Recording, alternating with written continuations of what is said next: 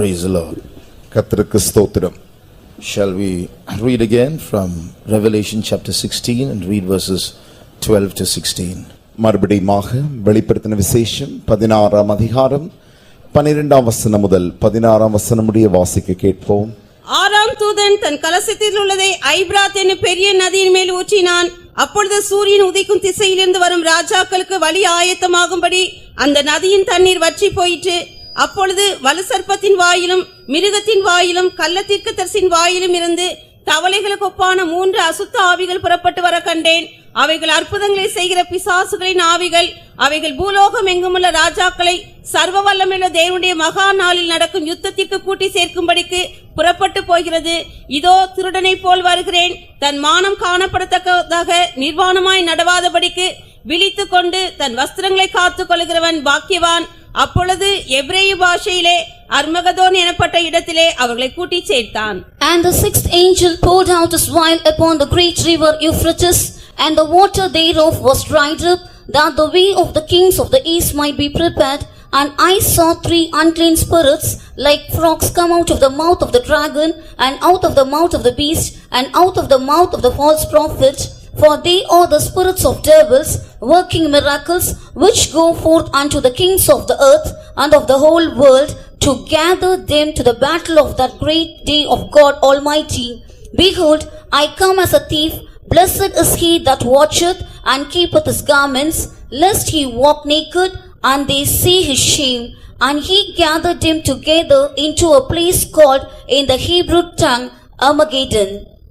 These days we are studying the word of God under the central theme Armageddon. இந்நாட்களில் அர்மகதோன் என்கிறதான மத்திய தலைப்பின் கீழ் இந்த வேத பாடங்களை நாம் படித்துக் கொண்டிருக்கிறோம். Armageddon is a place in central Israel where there is a valley, or rather a plain that is a stretch of about 200 square miles, and that's going to be the scene of a very great battle that's going to be fought shortly.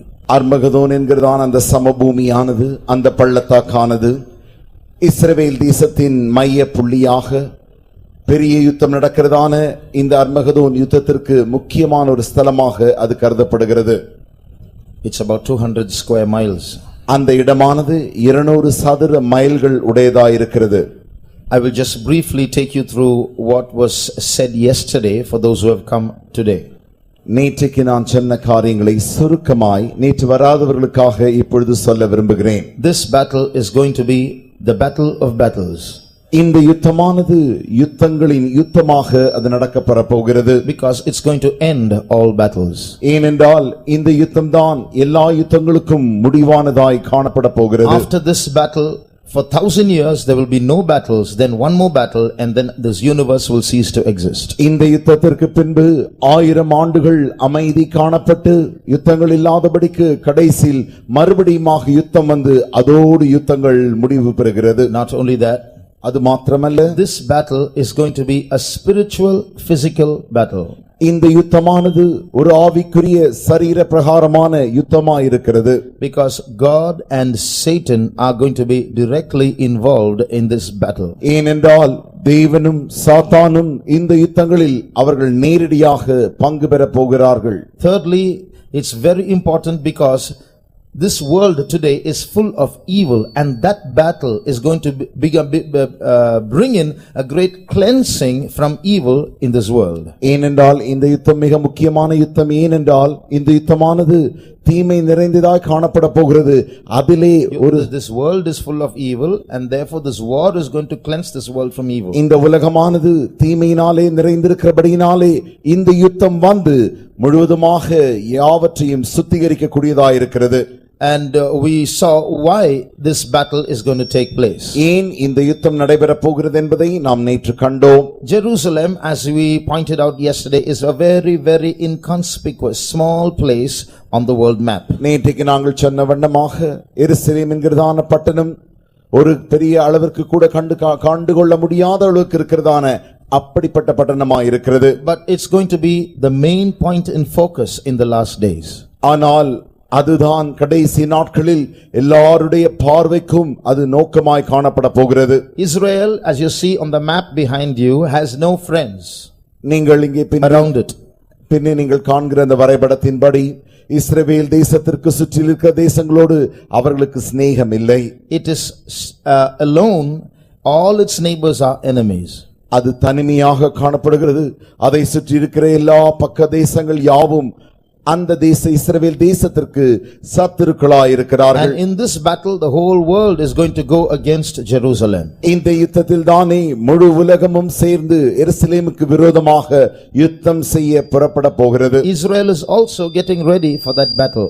இஸ்ரவேல் தேசமும் அந்த யுத்தத்திற்காக ஆயத்தம் செய்து கொண்டிருக்கிறது. In that place called Armageddon, in that valley, அந்த பள்ளத்தாக்கிலே அர்மகதோன் என்று அழைக்கப்படுகிற ஸ்தலத்திலே there is an underground air force base there. அங்கே விமானப்படையின் ஒரு தரைக்கு இறங்கினதான சுரங்க விமானப்படை காணப்படுகிறது. So when that battle takes place, these armies will come out and these air force planes will come out for the battle. யுத்தங்கள் தொடங்கும் பொழுது இந்த விமானப்படையின் விமானங்கள் யாவும் இவர்களுடைய சேனைகள் யாவும் யுத்தத்திற்காக வரும். But no matter how strong Israel is, it's no match for the whole world. இஸ்ரவேல் தேசத்தினுடைய அந்த சேனையின் பக்கபலம் எவ்வளவா இருந்தாலும் சரி அதற்கு உலகத்தின் சேனைகள் நிகராகாது. So it's no match for the whole world coming against it, it's going to lose. முழு உலகத்திற்கும் அது நிகராக அந்த இஸ்ரவேலின் சேனை காணப்படாதபடியினால் தோற்று போகக்கூடியதா இருக்கிறது. And therefore at that time when it's about to be destroyed, Jesus will come with his armies from the skies and descend on this earth. அப்பொழுது இஸ்ரவேலின் சேனை தோற்று போகிறதான அந்த வேளையில் தானே தேவனுடைய சேனை அவர்களுக்காக இறங்கி யுத்தம் செய்கிறது. Jesus and his armies. இயேசுவும் அவருடைய சேனைகளும். This is not a vision, it's not symbolic, it's not spiritual. Jesus is going to literally come down with his armies and fight this battle and take over rule over this world. இந்த காரியம் ஏதோ ஒரு தரிசனமாகவோ அல்லது ஒரு கனவாகவோ அல்லது ஒரு படமாகவோ அப்படி சொல்லப்படவில்லை. Or spiritual. ஆவிக்குரிய விதமாகவோ சொல்லப்படவில்லை. இது எழுத்துக்குரிய பிரகாரமாகவே இந்த யுத்தம் நடைபெற போகிறது. And Jesus is going to take over this world for a period of 1000 years. 1000 ஆண்டுகளுக்கு இயேசுதாமே இந்த உலகத்தை அவர் ஆளுகை செய்ய போகிறார். So that's the battle of Armageddon in brief. அதுதான் குறிப்பாக சுருக்கமாய் சொல்ல போனால் அர்மகதோன் யுத்தம் என்று அழைக்கப்படுகிறது. Now you see a repetition of this prophecy in the book of Daniel.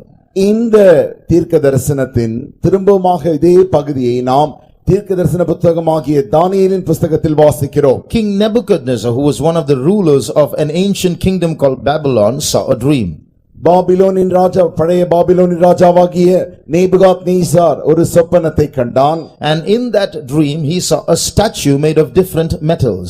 அவன் கண்டதான அந்த தரிசனத்திலே ஒரு சிலை பல உலோகங்களினால் உண்டாக்கப்பட்ட ஒரு சிலை அவன் கண்டான். The first picture on the chart is a representation of that statue that he saw in the dream.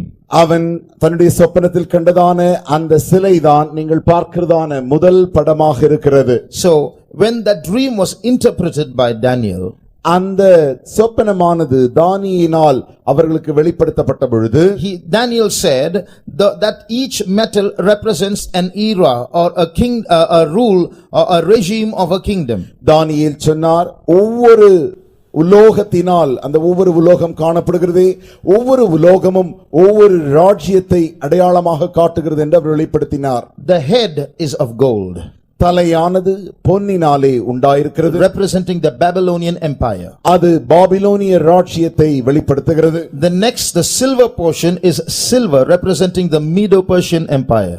அந்த வெள்ளி பகுதியானது மேதியா பெர்சியா அவருடைய ராஜ்யத்தை காண்பிக்கிறது. All this is history, these things have already happened. இவைகளெல்லாம் சரித்திரங்களாய் இருக்கிறது. இவைகள் யாவும் ஏற்கனவே நடைபெற்று விட்டன. But when Daniel made those interpretations, they were predictions, it had not yet happened. தானியேல் இந்த காரியங்களுக்கு வெளிப்படுத்தல்களை தந்த பொழுது அவைகள் யாவும் முன்பாகவே சொல்லப்பட்டவைகளாய் இருக்கின்றன, இன்னும் நடைபெறவில்லை. The next is the brazen, the brass portion, which is the Greek empire. அதற்கு பின்பு நாம் வெண்கல பகுதியை காண்கிறோம், அது கிரேக்க சாம்ராஜ்யத்தை காண்பிக்கிறது. And then the iron feet, which is the Roman empire.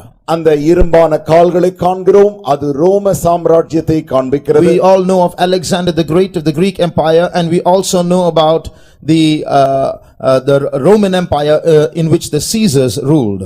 நாம் யாவருக்கும் தெரியும், இந்த கிரேக்க அரசாங்கமாகிய அரசாங்கத்தில் மகா அலெக்சாண்டர் அவர்களையும் ரோம சாம்ராஜ்யத்தில் சீசர் அவர்களுடைய ராஜ்யத்தை நாம் கண்டிருக்கிறோம். Then comes the last part of the image, which is part iron and part clay. It's an iron clay mixture. இந்த படத்தின் கடைசி பகுதியில் நாம் பார்க்கிறோம், அந்த பகுதியானது பாதி இரும்பும் பாதி களிமண்ணும் கலந்ததாயிருக்கிறது. This is the weakest part of the image. இதுதான் இந்த முழு படத்தின் பலவீனமான பகுதியாயிருக்கிறது. They represent the governments of today. இவைகள் யாவும் இன்று காணப்படுகிற அரசாங்கங்களை அவைகள் வெளிப்படுத்துகின்றன. Governments joining together just for the sake of majority, forming coalition governments, but no actual unity. அரசாங்கங்களானவைகள் தங்களுக்கு பலம் கிடைக்கும்படியாக ஒருவரோடு அவர்கள் ஒருவர் சேர்ந்து கொள்கிறார்களே தவிர உண்மையான ஐக்கியம் அங்கே காணப்படுகிறதில்லை. So just like iron and clay will not mix, these governments and factions and parties will not mix. They will just be together for a majority. எப்படி களிமண்ணும் இரும்பும் ஒன்றோடொன்று கலவாதது போல இந்த அரசாங்கங்களும் இந்த அரசியல் கட்சிகளும் ஒன்றோடொன்று அவைகள் கலக்கிறதில்லை. ஆட்சிக்காக அவர்கள் ஒன்றாயிருக்கிறார்கள். Then when these kingdoms are in power, பின்பு இந்த ராஜ்யங்கள் ராஜ்யபாரம் செய்யும் பொழுது, a stone, the king Nebuchadnezzar sees a stone coming down from the heavens and colliding with the image at the foot, and then the whole image collapses.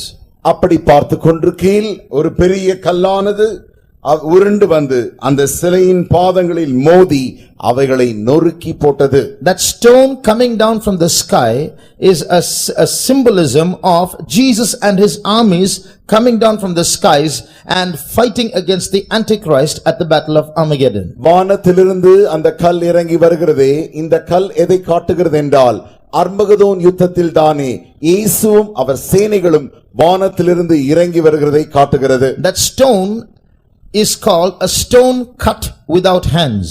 அந்த கல்லின் பெயர் என்னவென்றால் கைகளால் பெயர்க்கப்படாத ஒரு கல். That represents Jesus. அது இயேசுவை வெளிப்படுத்துகிறது. Uncreated, always existing. அது சிருஷ்டிக்கப்பட்டது அல்ல, அது எப்பொழுதுமே இருக்கிறதா இருக்கிறது. Jesus was not born in this world, Jesus came into this world. இயேசு இந்த உலகத்தில் வந்து பிறக்கவில்லை, மாறாக இயேசு இந்த உலகத்திற்கு வந்தார். He was never born, he is uncreated, he always existed. அவர் ஒரு காலம் புதுவாய் பிறந்ததில்லை, அவர் எப்பொழுதுமே இருக்கிறவர், அவரோ சிருஷ்டிக்கப்பட முடியாதவர். At the same time, அதே நேரத்தில் about the same stone, it is written in verse 45. Turn to Daniel chapter 2 and verse 45. அதே கல்லை குறித்து தானியேலின் புஸ்தகம் 2ஆம் அதிகாரம் 45ஆம் வசனத்தில் நாம் வாசிக்கிறோம். இனிமேல் சம்பவிக்க போகிறதை மகாதேவன் ராஜாவுக்கு தெரிவித்திருக்கிறார். 45, Daniel 2:45. For as much as thou sawest that the stone was cut out of the mountain without hands. Enough. Read that in Tamil. இனிமேல் சம்பவிக்க போகிறதை மகாதேவன் ராஜாவுக்கு தெரிவித்திருக்கிறார். சொப்பனமானது நிச்சயம், அதன் அர்த்தம் சத்தியம் என்றான். Read the previous verse. முந்தின வசனம் 44. ஒரு கல் கையால் பெயர்க்கப்படாமல் மலையிலிருந்து பெயர்ந்து உருண்டு வந்து. That's the answer. The stone was cut without hands, at the same time it was cut out of a mountain. ஒரு கல்லானது கைகளால் பெயர்க்கப்படாமல் மலையிலிருந்து பெயர்ந்து வந்தது. Same stone. அதே கல். So cut out of a mountain, what does that show? மலையிலிருந்து அது பெயர்க்கப்பட்டு வருகிறது. அதனுடைய அர்த்தம் என்ன? It shows the second part of the stone. One, it represents Jesus. Secondly, it represents the army of Jesus. முதலாவது அது இயேசுவை வெளிப்படுத்துகிறது, இரண்டாவது இயேசுவின் சேனையை அது வெளிப்படுத்துகிறது. This army is the saints of God and who have been born into this world as human beings. This stone cut out of the mountain represents the saints of God who have been born into this world as human beings. மலையிலிருந்து பெயர்க்கப்பட்டதான கல் என்று சொன்னால் இந்த உலகத்திலே மனிதர்களின் மத்தியிலிருந்து பரிசுத்தவான்களாய் அவர்கள் பிறந்து எடுக்கப்பட்டவர்கள். So they were cut, they were separated from mankind and became the army of Christ. அவர்கள் மனிதர்களிலிருந்து பிரிக்கப்பட்டு பரிசுத்தவான்களாக தேவனுடைய சேனையிலே சேர்க்கப்படுகிறார்கள். and they are joined with the stone. அந்த பெரிய கல்லோடு கூட அவர்கள் சேர்ந்து கொள்கிறார்கள். This stone comes rolling down from the skies and collides with this image and breaks it. இந்த கல்லானது வானத்திலிருந்து உருண்டு வந்து பாதங்களின் மேல் விழுந்து நொறுக்கி போட்டது. It's going to put an end to all the kingdoms of this world, to all the kingdoms of men. இந்த உலகத்தில் உள்ள மனிதர்களால் உருவாக்கப்பட்ட எல்லா சாம்ராஜ்யங்களையும் அது முடிவுக்கு கொண்டு வர போகிறது. All kinds of man ordained governments are going to be put to an end forever when that stone comes down. அந்த கல் இறங்கும் பொழுதுதானே மனிதனால் உருவாக்கப்பட்ட எல்லா அரசாங்கங்களும் ராஜ்யங்களும் முடிவுக்கு கொண்டு வரப்படும். Read the whole verse 44 again. மறுபடியுமாக 44ஆம் வசனத்தை வாசியுங்கள். அந்த ராஜாக்களின் நாட்களிலே பரலோகத்தின் தேவன் என்றென்றைக்கும் அழியாத ஒரு ராஜ்யத்தை எழும்ப பண்ணுவார். அந்த ராஜ்யம் வேறே ஜனத்துக்கு விடப்படுவதில்லை. ஒரு கல் கையால் பெயர்க்கப்படாமல் மலையிலிருந்து பெயர்ந்து உருண்டு வந்து இரும்பையும் வெண்கலத்தையும் களிமண்ணையும் வெள்ளியையும் பொன்னையும் நொறுக்கினதை நீர் கண்டீரே. அப்படியே அது அந்த ராஜ்யங்களை எல்லாம் நொறுக்கி நிர்மூலமாக்கி தானோ என்றென்றைக்கும் நிற்கும். And in the days of these kings shall the God of heaven set up a kingdom which shall never be destroyed, and the kingdom shall not be left to other people, but it shall break in pieces and consume all these kingdoms, and it shall stand forever. For as much as thou sawest that the stone was cut out of the mountain without hands, and that it brake in pieces the iron, the brass, the clay, the silver, and the gold, the great God had made known to the king what shall come to pass hereafter, and the dream is certain, and the interpretation thereof sure. This verse was written 2500 years ago. இந்த வசனமானது ஏறக்குறைய 2500 ஆண்டுகளுக்கு முன்பாக எழுதப்பட்டதாயிருக்கிறது. And it speaks about something that still hasn't happened. இந்த காரியமானது இன்னும் சம்பவிக்காமல் இருக்கிற அந்த காரியத்தை But வெளிப்படுத்துகிறது. it's going to happen. அது சம்பவிக்க போகிறது. All kinds of kingdoms have come up in this world. எல்லா விதமான ராஜ்யங்களும் அரசாங்கங்களும் வந்து கொண்டிருக்கிறது. But all those different kinds of kingdoms are going to come to an end very soon. இந்த எல்லா விதமான ராஜ்யங்கள் யாவும் அதி சீக்கிரத்தில் முடிவுக்கு வரப்போகிறது. A new kingdom is going to be established. ஒரு புதிய ராஜ்யம் அமைக்கப்பெற போகிறது. And that kingdom will consume all the other kingdoms that ever existed, and this kingdom shall stand forever. இந்த ராஜ்யமானது இந்நாள் வரைக்கும் காணப்பட்ட சகல ராஜ்யங்களையும் விழுங்கி போட்டு இந்த ராஜ்யமே நித்திய ராஜ்யமாக இருக்க போகிறது. So we have to be that army of Christ that is going to come down with Christ to fight in this battle of Armageddon. நாம் தேவனுடைய அந்த சேனையிலே அர்மகதோன் யுத்தத்திலே வந்து நாம் பங்கு பெற வேண்டியதாக இருக்கிறது. And nobody can join an army without proper training. ஒரு சரியான பயிற்சி இல்லாமல் யாரும் இந்த சேனையில் சேர முடியாது. And nobody can join this army without the proper training. இந்த சேனைக்கு ஒரு முக்கியமான பயிற்சி இல்லாதபடிக்கு யாரும் சேர முடியாது. So God has brought us into his fold, not just to be members of some church, but God has brought us into this fold so that we might be trained for that final battle. தேவன் நம்மை இந்த மந்தைக்கு கொண்டு வந்தது ஏதோ ஒரு சபையிலே நாம் அங்கத்தினராய் இருக்கும்படியாக அல்ல, மாறாக இந்த யுத்தத்தில் நாம் பங்கு பெறும்படிக்கு நம்மை பயிற்றுவிக்கும்படியாகவே தேவன் இந்த மந்தைக்கு நம்மை கொண்டு வந்திருக்கிறார். Therefore it is not enough to be Christians or Pentecostals, we have to be qualified as children of God for this battle. ஆகையினாலே ஏதோ கிறிஸ்தவர்கள் அல்லது பெந்தேகோஸ்தேக்காரர்கள் என்று நம்மை அழைத்துக் கொண்டால் போதாது, மாறாக இந்த யுத்தத்திற்காக நாம் தகுதியுடையவர்களாய் இருக்க வேண்டும். The reason is this battle, although is going to take place a few years later, we are going to feel the pinch of this battle in these last days. இந்த யுத்தமானது இனி வருகிற கொஞ்சம் சமீப காலத்தில் வருகிறதா இருந்தாலும் இந்நாட்களில் தானே அந்த யுத்தத்தின் ஒரு துளியாகிலும் நாம் அனுபவிக்க வேண்டியவர்களாய் இருக்கிறோம். All because the Antichrist knows, the dragon Satan knows that we are going to come back, we are called to come back with him and fight against Satan. Therefore he will try to get rid of us today itself.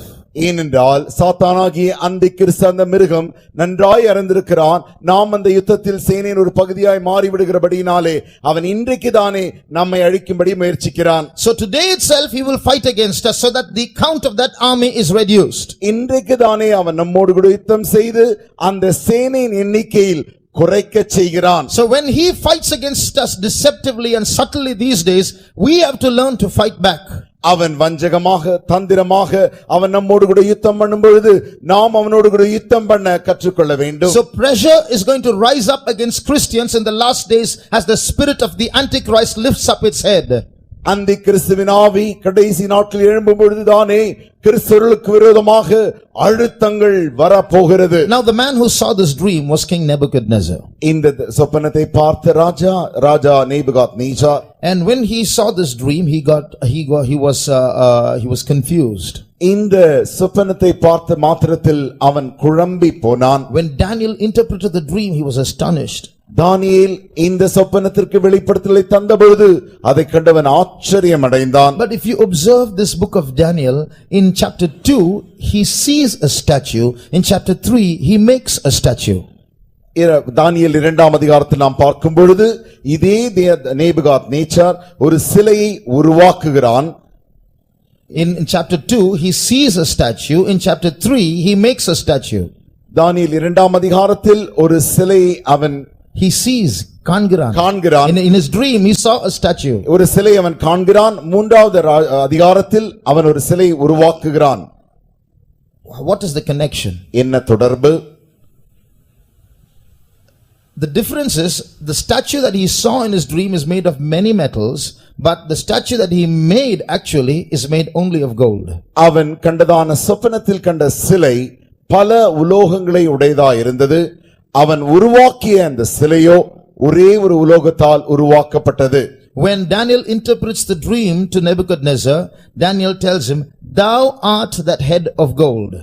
தானியேல் அந்த சொப்பனத்தை ராஜாவுக்கு வெளிப்படுத்தும் பொழுது அப்பொழுது சொல்லுகிறான், அந்த பொற்சிலையின் தலை நீராயிருக்கிறீர். Read the last part of verse 38. 38ஆம் வசனத்தின் கடைசி பகுதி.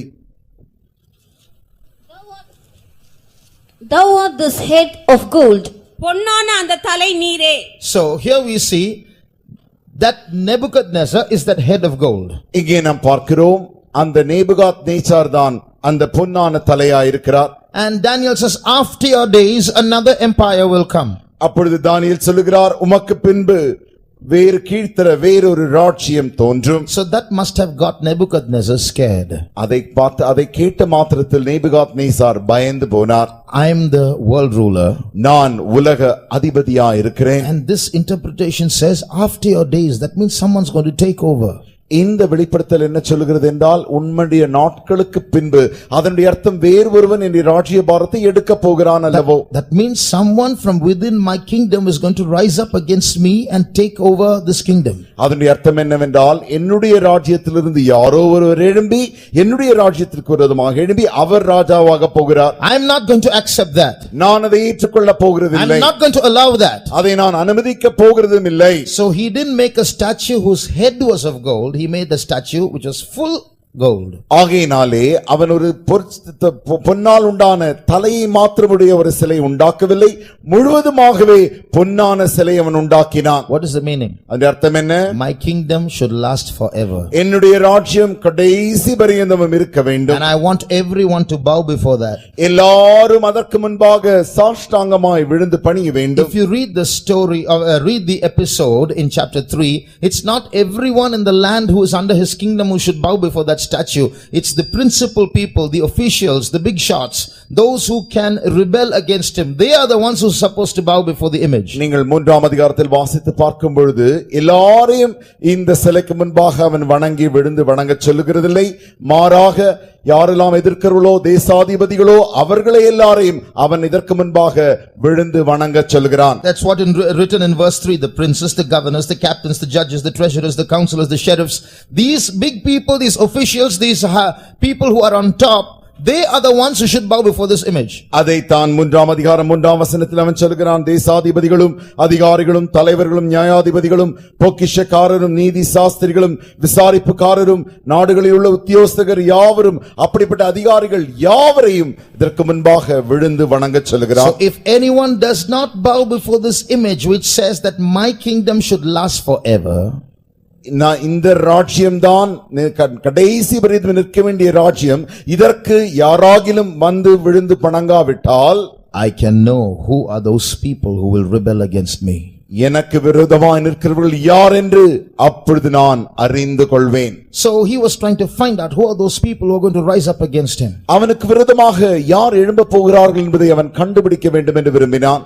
Like this, in the last days also, the Antichrist is going to get scared of his enemies. அதே வண்ணமாக அந்திக்கிறிஸ்து கூட இந்த கடைசி நாட்களில் தன்னுடைய சத்துருக்களை கண்டு அவன் பயந்து போய் When கொண்டிருக்கிறான். the Antichrist rises up, the Bible says, there's no time to go into the verses, the Bible says that he is going to rise up with the combination of the powers of the previous empires. வேதத்தில் நமக்கு வாசிக்க நேரமில்லை.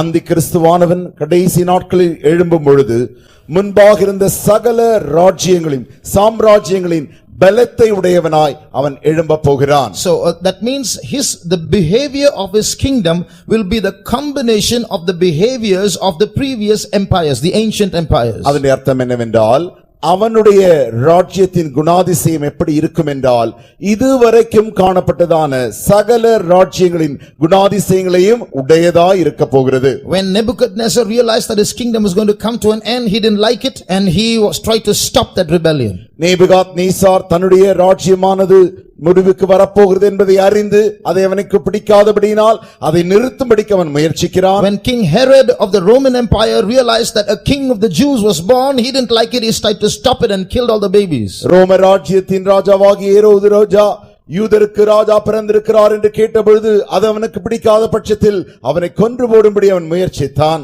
When the Antichrist comes to power and realizes there's a group of people who are going to oppose him, he's going to oppose them. அந்திக்கிறிஸ்துவானவன் அவன் நாட்களில் அவனுடைய ராஜ்யத்துக்கு விரோதமாக ஒரு கூட்டம் ஜனம் எழும்பப் போகிறது என்பதை அறிந்தபடியினாலே அவர்களை அவன் கொன்று போடும்படி அவன் முயற்சிக்கிறான். Just like he is forming an army, Christ is forming his army. அவன் எப்படி தனக்கு ஒரு சேனையை ஆயத்தம் செய்து கொண்டிருக்கிறானோ அதே வண்ணமாக கிறிஸ்துவும் கூட தனக்கு ஒரு சேனையை ஆயத்தம் செய்து கொண்டிருக்கிறார். Maybe tomorrow or day after tomorrow we'll see Satan is forming an army of devil-possessed people and they're going to get ready during the time of the Antichrist to charge upon those who oppose his kingdom. அந்திக்கிறிஸ்துக்கு விரோதமாக எதிர்க்கிறதான யாவரையும் அவன் அழிக்கும்படியாக அந்நாட்களில் யாரெல்லாம் பிசாசுகளினால் பிடிக்கப்பட்டிருந்தார்களோ அவர்கள் யாவரையும் தன்னுடைய ராஜ்யத்தில் யுத்தம் செய்யும்படியாக அவன் அவர்களுக்கு பலத்தை தரப்போகிறான். He is preparing now, right now a group of devil-possessed people are being prepared to form his army. இந்நாட்களில் தானே அவனுடைய சேனையில் சேரும்படிக்கு சாத்தானினால் பீடிக்கப்பட்டவர்களை அந்த சேனையில் அவன் சேர்த்துக் கொண்டிருக்கிறான். And he is forming that army and they will pounce upon Christians in the last days. கடைசி நாட்களில் இந்த சேனையானது கிறிஸ்தவர்களுக்கு விரோதமாக எதிர்கொள்ளக்கூடிய கூட்டமாக இருக்க போகிறது. At the same time God is raising up his army to fight against those adversaries. அதே நேரத்தில் தேவனும் தானே தன்னுடைய சேனையை சத்துருவுக்கு விரோதமாக யுத்தம் செய்யும்படி அவரும் ஆயத்தம் செய்து கொண்டிருக்கிறார். They will come against us with physical weapons, but our weapons are not carnal. ஆனால் அவர்களோ சரீர பிரகாரமான ஆயுதங்களோடு மாம்ச ஆயுதங்களோடு வரப்போகிறார்கள். ஆனால் நம்முடைய ஆயுதங்கள் மாம்சத்துக்குரியவைகள் அல்லவே. So before we fight that actual battle of Armageddon, there's going to be a spiritual warfare which Christians have to fight. Armageddon யுத்தத்தை நாம் செய்யும் முன்பாக கிறிஸ்தவர்களாகிய நமக்கு ஒரு ஆவிக்குரிய யுத்தத்தை நாம் செய்ய வேண்டியதாக இருக்கிறது. So how are we going to face adversaries who fight against us literally when we are not allowed to have weapons? எப்படி நாம் இந்த சத்துருக்களோடு கூட நம்மால் எந்த ஆயுதங்களும் இல்லாமல் யுத்தம் செய்யக்கூடும்?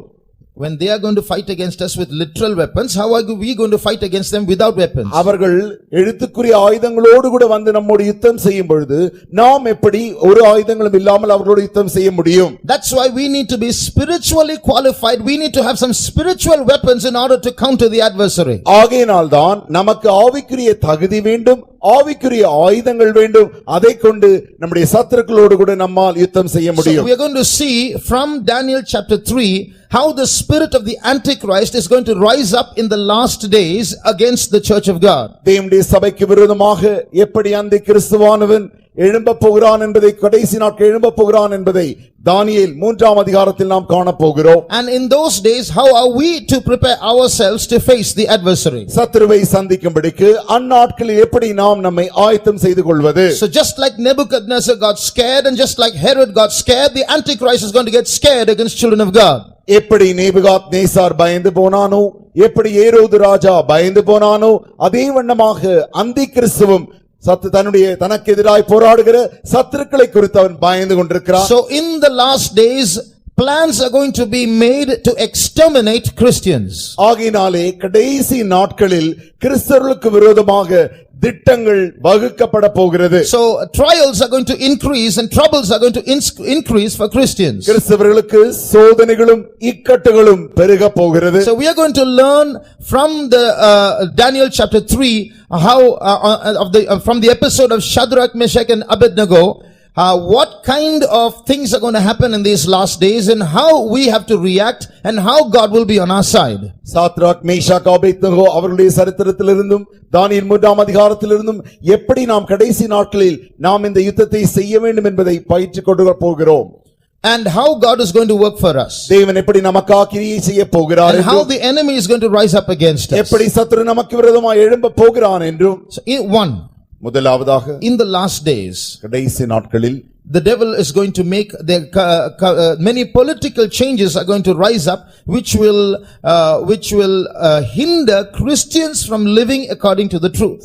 சத்தியத்திற்கு நேராக சத்தியத்திற்கு ஒத்தவண்ணமாக கிறிஸ்தவர்கள் ஜீவிக்க கூடாதபடிக்கு பல அரசியல் மாற்றங்கள் உண்டாக போகிறது. Just like King Nebuchadnezzar made a law suddenly which was anti-Jewish. Jews are not supposed to bow before any image. It's against their Jewish custom or law.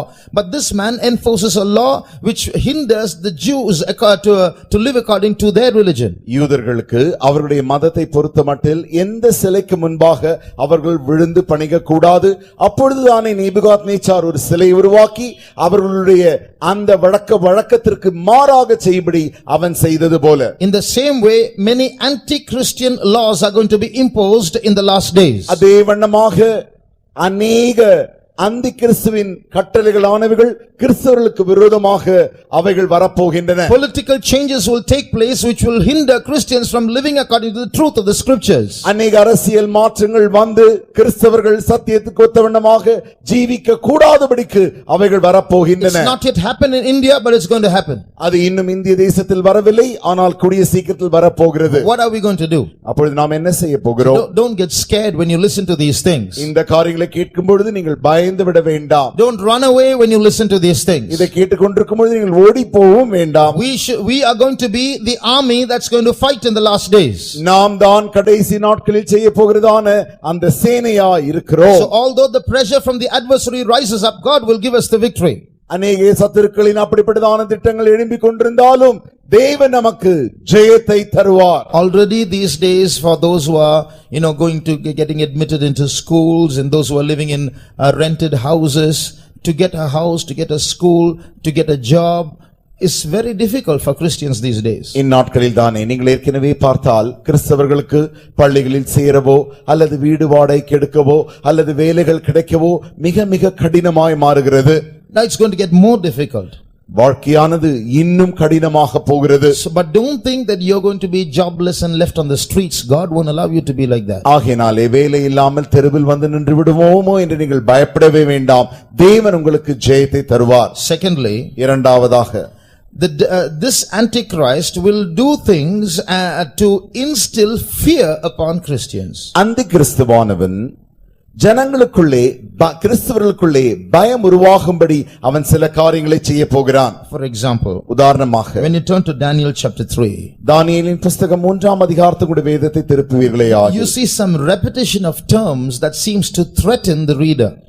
அங்கே வாசிக்கிறதான வாசிப்புக்காரனுக்கு பயமுறுத்தும்படிக்கு ஒரு விதமான வார்த்தைகள் திரும்பமாக சொல்லப்பட்டிருக்கின்றன. So here a command is given that when you hear the sound of musical instruments, you have to bow before the image.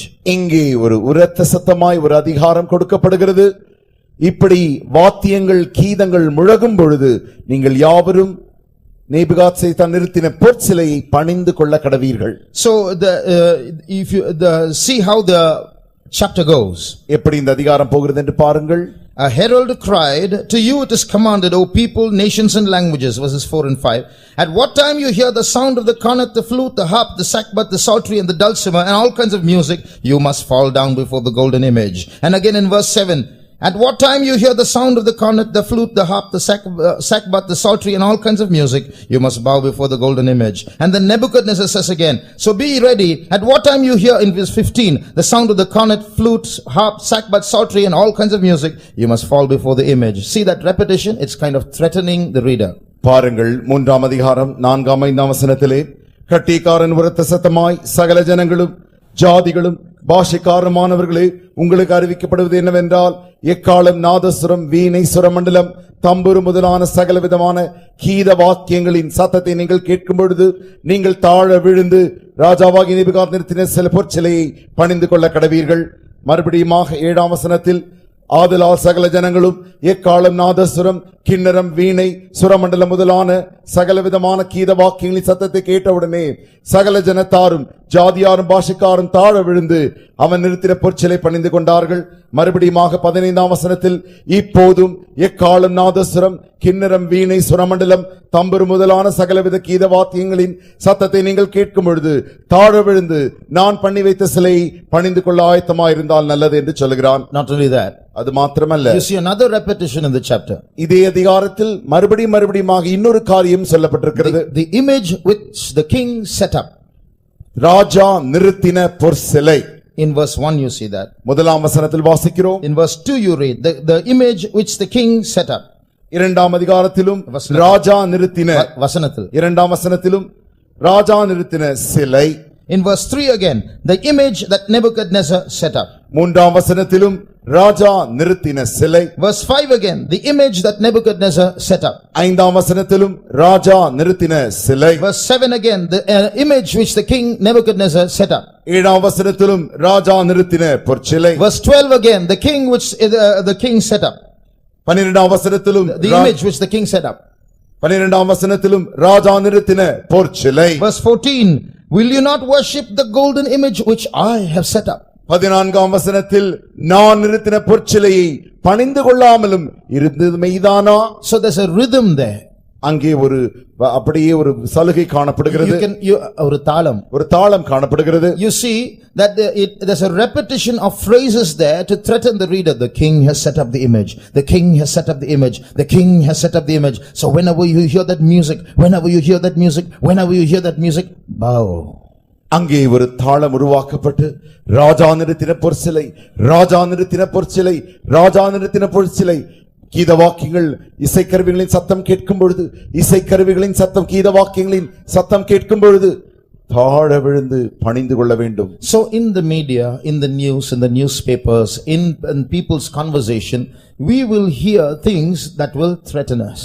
ஆகையினாலே ஊடகங்களின் மூலமாக, செய்தித்தாள்களின் மூலமாக, மனிதர்கள் பேசுகிறதான அந்த சம்பாஷணையின் மூலமாக நம்மை பயமுறுத்துகிறதான காரியங்களை சொல்வார்கள். Now these things others won't know, but we will know that war is near. இந்த காரியங்கள் மற்றவர்கள் புரிந்து கொள்ள மாட்டார்கள், ஆனால் நாம் அறிவோம் யுத்தமானது சமீபித்திருக்கிறது. So certain words, certain laws, certain phrases, certain new ideas will be brought into this world which the world will be happy about, but we Christians, it will threaten us. இந்த உலகத்திற்கு சில பிரமாணங்களும் சில கட்டளைகளும் சில நிபந்தனைகள் யாவும் உருவாக்கப்படும். அவைகளை கண்டு உலகம் சந்தோஷமாயிருக்கும், ஆனால் நம்மை அது பயமுறுத்துகிறதாயிருக்கிறது. For now every citizen in India is going to get an ID card. இந்திய தேசத்தில் எல்லாருக்கும் பொதுவாக ஒரு அறிமுக அட்டை கொடுக்கப்படுகிறது. And that's everybody is happy about that, nobody is scared about that, but we know what's happening. அதை குறித்து யாருமே பயப்படுகிறதில்லை, எல்லாருமே சந்தோஷமாக இருக்கிறார்கள். ஆனால் நமக்கு தெரியும் என்ன நடக்க போகிறது. We know step by step the trap is closing in on mankind. நமக்கு தெரிகிறது படிப்படியாக நம்மை பிடிக்கிறதான அந்த கண்ணி வந்து கொண்டிருக்கிறது. So secondly, the fear is going to increase amongst Christians. Satan will and the Antichrist will try to increase fear amongst Christians. இரண்டாவதாக அந்தி கிறிஸ்துவானவன் கிறிஸ்தவர்களுக்குள்ளே பயத்தை பெருகச் செய்கிறான். Thirdly, மூன்றாவதாக in the last days you will see the rising fury or anger of the Antichrist. அந்தி கிறிஸ்துக்கு கொந்தளிக்கிற அந்த கோபத்தை நாம் கண்டுகொண்டு காணலாம். In the last days, you will see it. கடைசி நாட்களில் அதை காணப்போகிறோம். You will see his anger increasing. அவனுடைய கோபமானது கொந்தளிக்கிறதை பெருகுகிறதை நாம் கடைசி நாட்களில் காணப்போகிறோம். You can feel Satan's spirits are fighting against us in our spirit. You can see his anger rising. சாத்தானின் ஆவிகள் நம்முடைய ஆவிக்கு விரோதமாக போராடும் பொழுது அவர்களுடைய கோபத்தை நம்மால் காண முடிகிறது. In our spirit we can feel it. நம்முடைய ஆவியில் அதை நாம் உணர முடிகிறது. Now when Nebuchadnezzar imposed these rules, இந்த நேபுகாத்நேச்சார் இந்த கட்டளைகளை அவன் பிறப்பித்த பொழுது, and he found out that 3 men disobeyed his laws, 3 மனிதர்கள் தன்னுடைய கட்டளைக்கு கீழ்ப்படியாமற் போனார்கள் என்று அவன் அறிந்த பொழுது, read verse 13. 13ஆம் வசனத்தை வாசியுங்கள். அப்பொழுது நேபுகாத்நேச்சார் உக்கிர கோபம் கொண்டு ஷாத்ராக்கையும் மேஷாக்கையும் ஆபேத்நேகோவையும் அழைத்து கொண்டு வரும்படி கட்டளையிட்டான். அவர்கள் அந்த புருஷரை ராஜாவின் சமூகத்தில் கொண்டு வந்து விட்டபோது, Then Nebuchadnezzar in his rage and fury commanded to bring Shadrach, Meshach and Abednego. So when he saw that they disobeyed, they saw his rage and fury. அவர்கள் கீழ்ப்படியாமல் போன பொழுது அவன் உக்கிர கோபம் கொண்டவனாயிருக்கிறான். Then after that when they stood before him and he said, no, we are not going to bow, he was full of fury in verse 19. 19ஆம் வசனத்தில் வாசிக்கிறோம், திரும்பமாக அவர்கள் மூவரும் அவனுக்கு முன்பாக நின்று அப்படி வணங்க மாட்டோம் என்று சொன்ன மாத்திரத்தில் அவன் கடுங்கோபம் உண்டு. So fury in verse 13, full of fury in verse 19. 13ஆம் வசனத்தில் உக்கிர கோபம், 19ஆம் வசனத்தில் கடுங்கோபம். In English, in Tamil it's not shown that it's increasing. In English it shows that it is full of fury in verse 19. தமிழிலே அந்த கோபம் பெருகுகிறது என்று சொல்லப்படவில்லை.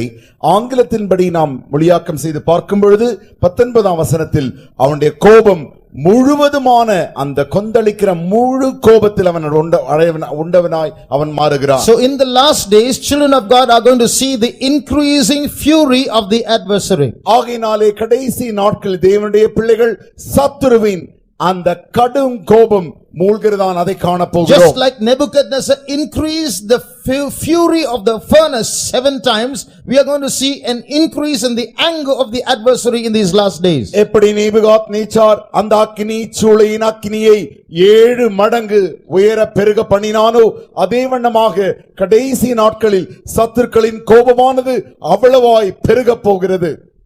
Now you may think, these trials of these days itself I am not able to bear. இந்நாட்களில் இருக்கிற இந்த சோதனைகளையே என்னால் சகிக்க முடியவில்லை என்று நினைத்துக் கொண்டிருக்கலாம். These days, these trials itself I am saying enough, and now you are saying more trials. I am not coming here anymore. இந்நாட்களில் இப்படி வருகிற சோதனைகளையே நான் போதும் போதும் என்று சொல்லிக் கொண்டிருக்கிறேன். நீங்கள் இன்னும் பெரிய காரியங்களை எல்லாம் சொல்லிக் கொண்டிருக்கிறீர்கள். வேண்டாம் வேண்டாம், நான் போகிறேன். Now the problem is, பிரச்சனை என்னவென்றால், if you stay here it's going to be terrible. If you go from here it's going to be even more terrible. நீங்கள் இங்கே இருந்தால் உங்களுக்கு பயங்கரமா இருக்கும். வேண்டாம் என்று நீங்கள் போய்விட்டால் மிகவும் பயங்கரமா இருக்கும். So you have no option but to stay here now. ஆகையினாலே வேறு வழி இல்லாமல் இங்குதான் நீங்கள் இருக்க வேண்டும். So you have to stay here and learn how to fight. You are trapped between the devil and the deep sea now. இப்பொழுது நீங்கள் கடலுக்கும் பெரிய ஆழத்திற்கும் மத்தியில் மாட்டிக்கொண்டிருக்கிறீர்கள், பிசாசுக்கும் மத்தியில் மாட்டிக்கொண்டிருக்கிறீர்கள். ஆகையினாலே நீங்கள் இங்கிருந்து கற்றுக்கொள்ளத்தான் வேண்டும். So you can't run away anywhere. Just sit here and listen and learn how to fight. ஆகையினாலே எங்கும் நீங்கள் ஓட முடியாது. இங்கே இருந்து எப்படி யுத்தம் செய்வது என்பதை கற்றுக்கொள்வீர்களாக. Now I want to say something that will encourage you. உங்களை உற்சாகப்படுத்தும்படிக்கு சில காரியத்தை சொல்ல விரும்புகிறேன். Actually it won't encourage you, but then in one way it might make you happy, that's all. அது நேராக சொல்லப்போனால் உங்களுக்கு உற்சாகம் தரக்கூடாததா இருக்கலாம், ஆனால் ஒரு பக்கத்தில் அது உங்களுக்கு ஒரு சந்தோஷம் தரக்கூடியதா இருக்கும். Sometimes I get scared of what I preach myself. சில நேரங்களில் நான் என்ன பிரசங்கிக்கிறேனோ அதை கேட்டே நானே பயந்திருக்கிறேன். Does that encourage you? I don't know. அது உங்களை உற்சாகப்படுத்துகிறதா இல்லையான்னு எனக்கு தெரியாது. But we all have to get up and fight. நாம் யாவரும் எழுந்து யுத்தம் செய்யத்தான் வேண்டும். Now when you see the increasing fury of the adversary, சத்துருவின் அந்த கடும் கோபம் பெருகும் பொழுது, there is a fourth thing that you must learn on what the adversary is trying to do with us. என்ன சத்துரு நம்மோடு கூட செய்ய போகிறான் என்பதை குறித்து 4 காரியங்களை நீங்கள் கற்றுக்கொள்ள வேண்டும். He doesn't want to kill us immediately. உடனடியாக அவன் சடிதியாய் நம்மை கொன்றுவிட விரும்பவில்லை. The purpose of the trials of the last days, கடைசி நாட்களில் வருகிறதான சோதனைகளின் நோக்கம் என்னவென்றால் is not to kill us because we are Christians, நாம் கிறிஸ்தவர்களாய் இருப்பதினாலே அவன் கொன்றுவிட விரும்புகிறதில்லை. but it's to separate us from God. அவன் நம்மை தேவனை விட்டு பிரிக்கும்படிக்கே அப்படி செய்கிறார். So he's not going to kill us, but give us an option of survival if we deny the truth and God. ஆகினாலே அவன் நம்மை கொன்றுவிட போகிறதில்லை. தேவனை மறுதலிக்கும் பட்சத்தில் நாம் வாழும்படிக்கு தருணங்களை தருகிறவனாயிருக்கிறான். See in Daniel chapter 3, தானியேலின் புஸ்தகம் 1ஆம் அதிகாரத்தில் although the trio disobeyed அங்கே இந்த மூவரும் கீழ்ப்படியாமை காட்டின பொழுது and Nebuchadnezzar got angry and says, call them here. Nebuchadnezzar கோபம் கொண்டு அவர்களை இங்கே அழைத்து வாருங்கள் என்று சொல்லுகிறான். And he said, you are not worshipping my gods. நீ எங்களுடைய தேவர்களை வணங்காமல் இருக்கிறாயா? He didn't throw them immediately to the fire. He gives them one more chance. See, next time you hear the music, you must bow. அவன் உடனடியாக அவர்கள் வணங்கவில்லை என்று முதலாவது சொன்ன மாத்திரத்திலே அவர்களை அக்கினிச் சூளையில் அவன் தூக்கி எறியவில்லை.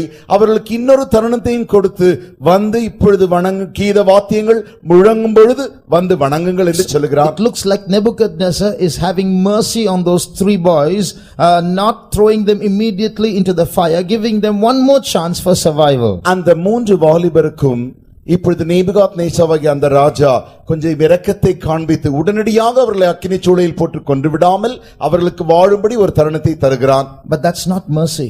அது இரக்கம் அல்ல. That's a destructive mercy. அது அழிக்கக்கூடியதான இரக்கமாயிருக்கிறது. So these three boys discerned it and they refused that mercy. இந்த மூன்று வாலிபரும் அதற்கு செவிகொடாமல் அந்த இரக்கத்தை அவர்கள் பெறவில்லை. In the same way, in the last days, children of God are going to be tried, and in their trials, the purpose of those trials is separation from God. அதே வண்ணமாக கடைசி நாட்களில் தேவனுடைய பிள்ளைகள் சோதிக்கப்பட போகிறார்கள். அந்த சோதிக்கப்படுகிறதின் நோக்கம் என்னவென்றால் தேவனை விட்டு அவர்கள் தூர வரும்படியாக. Even in the Medo-Persian Empire, the trial for Daniel was, don't pray for 30 days and you can survive. Pray once in those 30 days and you will be thrown into the den of lions. Media Persia ராஜ்யத்தின் அந்த நாட்களிலும் கூட தானியேலுக்கு கொடுக்கப்பட்டதான கட்டளை என்னவென்றால் நீ இந்த 30 நாட்களும் ஜெபிக்கவே கூடாது. அப்படி ஒரு முறை ஜெபித்தாலும் நீ சிங்க கபியிலே தூக்கி எறியப்படுவாய். Trials are going to increase against the children of God, where if you live for the truth, you're going to suffer terribly. If you deny the truth, you can be normal like anybody else. கடைசி நாட்களில் தேவனுடைய கிறிஸ்தவ பிள்ளைகளுக்கு விரோதமாய் வருகிறதான சோதனை என்னவென்றால் நீ சத்தியத்தை மறுதலிப்பாயே ஆகில் உனக்கு உபத்திரம் உண்டாயிருக்கும். அல்லாவிடில் மறுதலிப்பாயாகில் உனக்கு எல்லா விதமான சுகமும் கிடைக்கும். So what are we going to do in such a situation? அப்படிப்பட்டதான சூழ்நிலையில் நாம் என்ன செய்ய போகிறோம்? If you look at the faith of these three boys, இந்த மூன்று வாலிபரின் விசுவாசத்தை நீங்கள் பார்ப்பீர்களே ஆகில் it's astounding. அது மிக ஆச்சரியமானதாயிருக்கிறது. Although they heard those repetitions of the threats of the adversary, சத்துருவின் திரும்பவுமாக வருகிறதான அந்த அழைப்பை வந்தாலும் all they saw the king's face changing, ராஜாவின் முகமானது மாறிக்கொண்டிருக்கிறதை அவர்கள் பார்த்தாலும் who is that God that will deliver you out of my hands, he asked them. அவர்களை பார்த்து அவன் இப்படி கேட்டாலும் யார் அந்த தேவன் என்னுடைய கைக்கு உங்களை நீங்களாக்கி விடுவிக்க கூடும்? What would you and I have done in that situation? அப்படிப்பட்ட சூழ்நிலையில் நீங்களும் நானும் என்ன செய்திருப்போம்? Just think if instead of Shadrach, Meshach, Abednego, you and your family were standing in front of Nebuchadnezzar. உதாரணமாக யோசித்து பாருங்கள். ஷாத்ராக் மேஷாக் ஆபேத்நேகோவுக்கு பதிலாக நீங்களும் உங்கள் குடும்பத்தாரும் அப்படிப்பட்ட சூழ்நிலையில் நிறுத்தப்படுகிறீர்கள். Just a few months before that, because nobody could interpret his dream, he commanded all the wise men to be killed in his empire. அந்த கொஞ்ச நாட்களுக்கு முன்பாகத்தான் இந்த ராஜாவுடைய சொப்பனத்துக்கு விளக்கத்தை அறிவிக்க யாரும் இல்லாதபடினாலே தேசத்திலிருந்து சகல ஞானிகளையும் அவன் கொன்று போட்டான். And some were killed until Daniel came and said, stop, I will tell you the meaning. Before that all the wise men were killed. தானியேல் வந்து நிறுத்துங்கள், நான் இதற்கு அர்த்தத்தை சொல்லுகிறேன் என்று சொல்லுகிற மாத்திரம் அந்த வேளை வரும் மட்டும் அநேக ஞானிகள் கொன்று போடப்பட்டார்கள். So now you and your family are standing before that Nebuchadnezzar. If he gets angry, he will take away your head. நீங்களும் உங்களுடைய குடும்பமும் இப்பொழுது அவனுக்கு முன்பாக நிற்கிறீர்கள். அவனுக்கு கோபம் வந்தால் தலை எடுக்கப்படும்.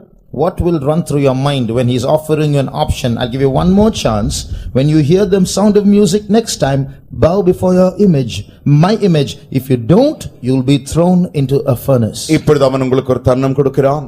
கீத வாத்தியங்களின் இசை முழக்கப்படும் பொழுது நீங்கள் வணங்கி தாழ விழுந்து பணிந்து கொண்டால் உங்களை விட்டு விடுகிறேன் என்று ஒரு தருணம் உங்களுக்கு கொடுப்பானே ஆகில் What will you do? நீங்கள் என்ன செய்வீர்கள்? Normally we have two excuses. நமக்கு இரண்டு விதமான சாக்கு போக்குகள் உண்டு. God is a forgiving God. தேவன் மன்னிக்கிற தேவன். So this one time I will bow, after that I'll ask forgiveness. ஒரு முறை நான் தாழ விழுந்து பணிந்துட்டு பின்னாடி போய் ஆண்டவரே நான் மன்னிப்பு கேட்டுக்கொள்கிறேன். Family is there. குடும்பம் இருக்கிறதல்லவா? Life to live. வாழ வேண்டிய வாழ்க்கை இருக்கிறது. This foolish king I have to face him. இந்த புத்திஹீனமான ராஜாவை நான் சந்தித்துதான் ஆக வேண்டும். Lord, please forgive me this once and bow. ஆண்டவரே ஒரு முறை என்னை மன்னித்துக் கொள்ளும் என்று தாழ விழுந்து பணிந்து கொள்வோம். That's what most of us will do. அதைத்தான் இங்க இருக்க அநேகர் நாம் செய்து விடுவோம். What's the next thing we'll do? இரண்டாவது காரியம் என்ன செய்வோம்? God sees only the heart, not the outward appearance. தேவன் இருதயத்தை காண்கிறார், புறம்பானதை அல்ல. So outwardly I'll bow before the inwardly I'll just say Jesus, Jesus, Jesus. நான் வெளியரங்கமாக விழுந்து பணிந்து கொள்கிறேன், ஆனால் உள்பிரகாரமாக இந்த இருதயத்திலே இயேசுவே இயேசுவே இயேசுவே நான் சொல்லிக் கொண்டே இருப்பேன். Thank God we were not there in the Old Testament days. Otherwise we would have spoiled those three boys with these ideas. பழைய ஏற்பாட்டு காலத்தில் நாம் இல்லாமல் இருந்ததற்காக கர்த்தருக்கு நன்றி செலுத்துகிறேன். ஏனென்றால் அந்த மூன்று வாலிபரையும் நாம் கெடுத்து போட்டிருப்போம். So they never got these ideas. They stood for the truth. அவர்களுக்கு இந்த எண்ணங்கள் வரவில்லை, அவர்கள் சத்தியத்திற்காக நின்றார்கள். O king, you may threaten us like this, but we are not careful to answer you in this matter. ராஜாவே, நீர் எங்களை இப்படி பயமுறுத்தினாலும் இந்த காரியத்தில் நாங்கள் செவி சாய்க்க மாட்டோம். We are not careful to answer you about this matter. இந்த காரியத்திற்கு குறித்து நாங்கள் உங்களுக்கு பதில் சொல்ல முடிய மாட்டோம். பதில் சொல்ல யோசிக்க அவசியம் இல்லை. பதில் சொல்ல யோசிக்க அவசியம் இல்லை. We don't have to ask you for 2 days time please. We want to think about this and we'll give you answer after that. 2 நாட்கள் எங்களுக்கு தருணம் தாரும், நாங்கள் யோசித்துவிட்டு பின்பே வந்து சொல்கிறோம் என்று சொல்ல வேண்டிய அவசியம் எங்களுக்கு இல்லை. We know our God will deliver us. எங்கள் தேவன் எங்களை விடுவிப்பார் என்று நாங்கள் அறிவோம். Even if he does not deliver us, be it known unto thee, O king, that we will not bow before your image. அப்படி அவர் எங்களை விடுவியாமற் போனாலும் உன்னுடைய நீ நிறுத்தினதான இந்த சிலையை நாங்கள் பணிந்து கொள்ள மாட்டோம் என்று உம்முடைய ராஜ்யம் அறிந்து கொள்வதாக. Where did those boys get those guts? எப்படி இவ்வளவு தைரியம் இந்த வாலிபருக்கு வந்தது? This is what we need in these days. இந்நாட்களில் இதுதான் நமக்கு அவசியமாயிருக்கிறது. This is that boldness, that faith that we need in these days that we lack very much. இந்த தைரியம், இந்த விசுவாசம் தான் இந்நாட்களில் நமக்கு அதிகமாக தேவையா இருக்கிறது. அதிலே நாம் குறைந்திருக்கிறோம். Now you see, when these boys showed their faith before the adversary, இந்த வாலிபர்கள் தங்களுடைய விசுவாசத்தை சத்துருவுக்கு முன்பாக காண்பித்த பொழுது, see the changes that took place in the situation before the trial and after the trial. அங்கே இருந்த அந்த சூழ்நிலை பாருங்கள். சோதனைக்கு முன்பாகவும் சோதனைக்கு பின்பாகவும் மாறினதான அந்த சூழ்நிலையை பாருங்கள். See how they changed the situation. அவர்கள் எப்படி இந்த சூழ்நிலையை மாற்றினார்கள் என்று பாருங்கள். See how the faith of these 3 boys changed the situation. எப்படி இந்த மூன்று வாலிபரின் விசுவாசமானது இந்த சம்பவத்தையே மாற்றுகிறது என்பதை பாருங்கள். I'm going to show you 7 changes that took place by comparing the situation before the trial and after the trial. இங்கே மாற்றங்கள் நடந்ததான 7 மாற்றங்களை உங்களுக்கு முன்பாக நான் இப்பொழுது எடுத்து வைக்க போகிறேன். சோதனைக்கு முன்பாகவும் சோதனைக்கு பின்பாகவும். So when the king said, when the 3 said, we are not careful to answer thee about this matter and we will not bow before the image, the king got very angry, full of fury, bound them and threw them into the fire. அவர்கள் இதை குறித்து எங்களுக்கு யோசிக்க வேண்டிய பதில் சொல்ல வேண்டிய அவசியமே இல்லை என்று சொன்ன மாத்திரத்தில் உடனடியாக ராஜா மிகவும் கடும் கோபம் கொண்டு அவர்களை இப்படி அக்கினி சூளையில் தூக்கி எறிகிறான். Now look at the 7 changes that took place. இப்பொழுது நடக்கிறதான அந்த 7 மாற்றங்களை பாருங்கள். 1. முதலாவதாக, where the fire was intensified and these 3 were thrown into that furnace with their clothes on, bound. இந்த அக்கினி சூளையின் அந்த அக்கினியின் வேகம் இன்னும் உயர்த்தப்பட்டு அதற்குள்ளே இந்த 3 வாலிபரும் தூக்கி எறியப்படுகிறார்கள். With their clothes on. அவர்களுடைய துணியோடு கூட உடுத்தியிருந்த வஸ்திரத்தோடு கூட அவர்கள் தூக்கி எறியப்படுகிறார்கள். Why? ஏன்? So that the clothes might catch fire and they might catch fire. உடனடியாக இந்த வஸ்திரம் தீப்பிடித்து அவர்கள் முற்றிலுமாக தீப்பிடிக்க செய்ய That முடியாது. was before the trial. அது சோதனைக்கு முன்பாக. So what was after the trial? அதற்கு பின்பு சோதனைக்கு பின்பு நடந்த காரியம் என்ன? Not even the smell of fire was upon them, the Bible says. வேதம் சொல்லுகிறது அந்த தீயின் வாசனை கூட அவர்கள் மேல் இல்லை. So this is called divine vindication. இதுதான் தெய்வீக நீதிகரித்தல். That means God himself, he put his head into that matter, and we see how God proved to everybody that these three were innocent. அதன் அர்த்தம் என்னவென்றால் தேவன் தாமே தன்னுடைய தலை இதற்குள்ளே போட்டு முழு ராஜ்யமும் இந்த மூன்று வாலிபரும் ஒன்றும் பாவம் அறியாதவர்கள் என்று நிரூபிக்கும்படி அப்படி செய்தார். Child of God, தேவனுடைய பிள்ளையே, your faith is going to be tested in the last days. கடைசி நாட்களில் உன்னுடைய விசுவாசம் பரீட்சிக்கப்பட You are போகிறது. going to see the fury of the adversary rising up in the last days. கடைசி நாட்களில் சத்துருவின் கோபமானது பெருகிறதை நீ காணப்போகிறாய். More evil spirits are going to wander the earth in the last days. பொல்லாத ஆவிகள் உலகத்திலே கடைசி நாட்களில் சுற்றி வர போகிறது. Fear will tend to increase amongst Christians in the last days. கடைசி நாட்களில் கிறிஸ்தவர்கள் மத்தியிலே பயம் பெருக போகிறது. Laws against Christians will increase in the last days. கிறிஸ்தவர்களுக்கு விரோதமான சட்டங்கள் பெருக போகிறது. But if we stand for the truth, நாம் சத்தியத்திற்காக நிற்போமே ஆக, if we stand firm in the faith, விசுவாசத்திலே நாம் உறுதியாய் நிற்போமே ஆகில், God will give us his divine vindication. தேவன் தம்முடைய தெய்வீக நீதிகரித்தலை நமக்கு தருவார். He will show others in that trial who we are. சோதனையின் மத்தியிலே நாம் யார் என்று மற்ற யாவருக்கும் அவரே காண்பிப்பார். In the last days, everything is going to be a struggle. கடைசி நாட்களில் எல்லாமே பிரச்சனையாகத்தான் இருக்க போகிறது. Everything you achieve will be with a struggle. நீங்கள் எதையெல்லாம் அடைய வேண்டும் என்று யோசிக்கிறீர்களோ எல்லாவற்றையுமே ஒரு பிரச்சனையோடு கூட தான் அடைய வேண்டும். So you can't do anything ordinarily. A Christian is going to go through struggles every step of his life. ஒரு கிறிஸ்தவன் சாதாரணமாகவே ஒரு படியும் வைத்து விட முடியாது.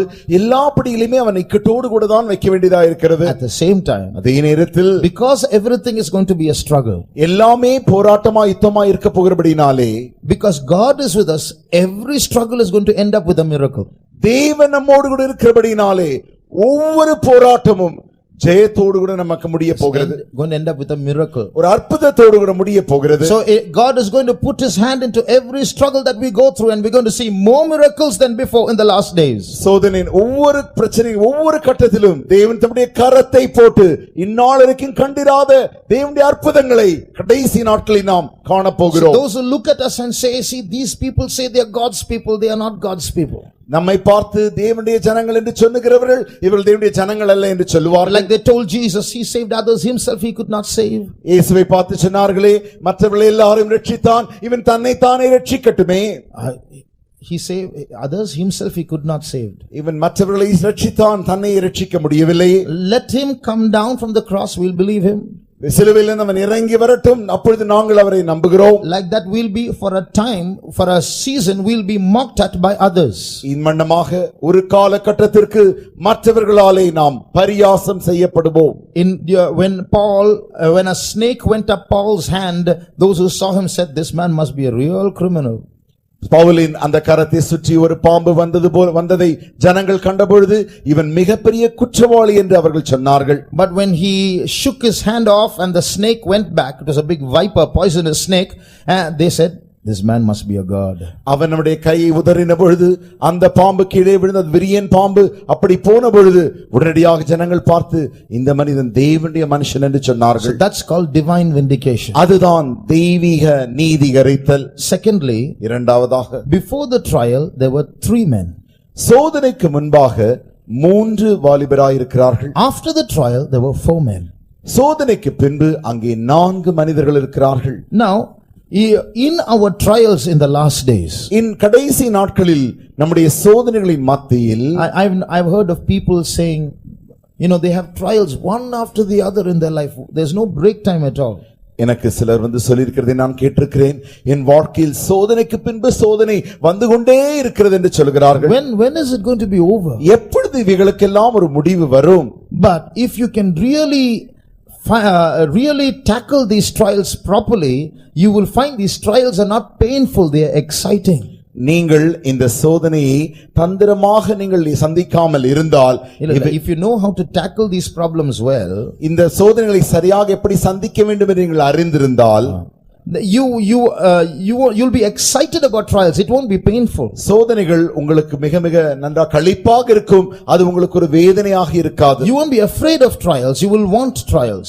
நீங்கள் சோதனையை கண்டு பயப்பட மாட்டீர்கள், சோதனைகள் வேண்டும் என்று கேட்பீர்கள். A good student who studies well won't be afraid of +2 exams, but a student who does not study well will be going to every brother and sister for prayer. 12ஆம் வகுப்பு படிக்கிற ஒரு பையன் நன்றாக படிக்கிறவனாயிருந்தால் பரீட்சைகளை பார்த்தவன் பயப்படவே மாட்டான்.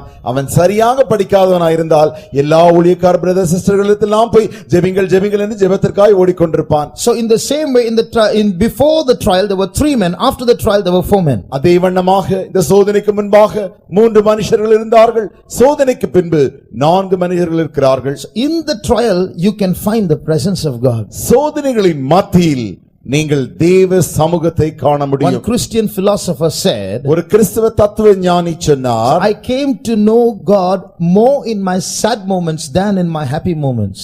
துக்கமான சூழ்நிலையில் மத்தியில் தான் நான் தேவனை நன்றாக அறிந்து கொண்டேனே தவிர நல்ல சந்தோஷமான சூழ்நிலை மத்தியிலே காட்டிலும் துக்கமான சூழ்நிலைகளில் தான் என் தேவனை நான் நன்றாக அறிந்து கொண்டேன். I came to know God more in my sad moments than in my happy moments.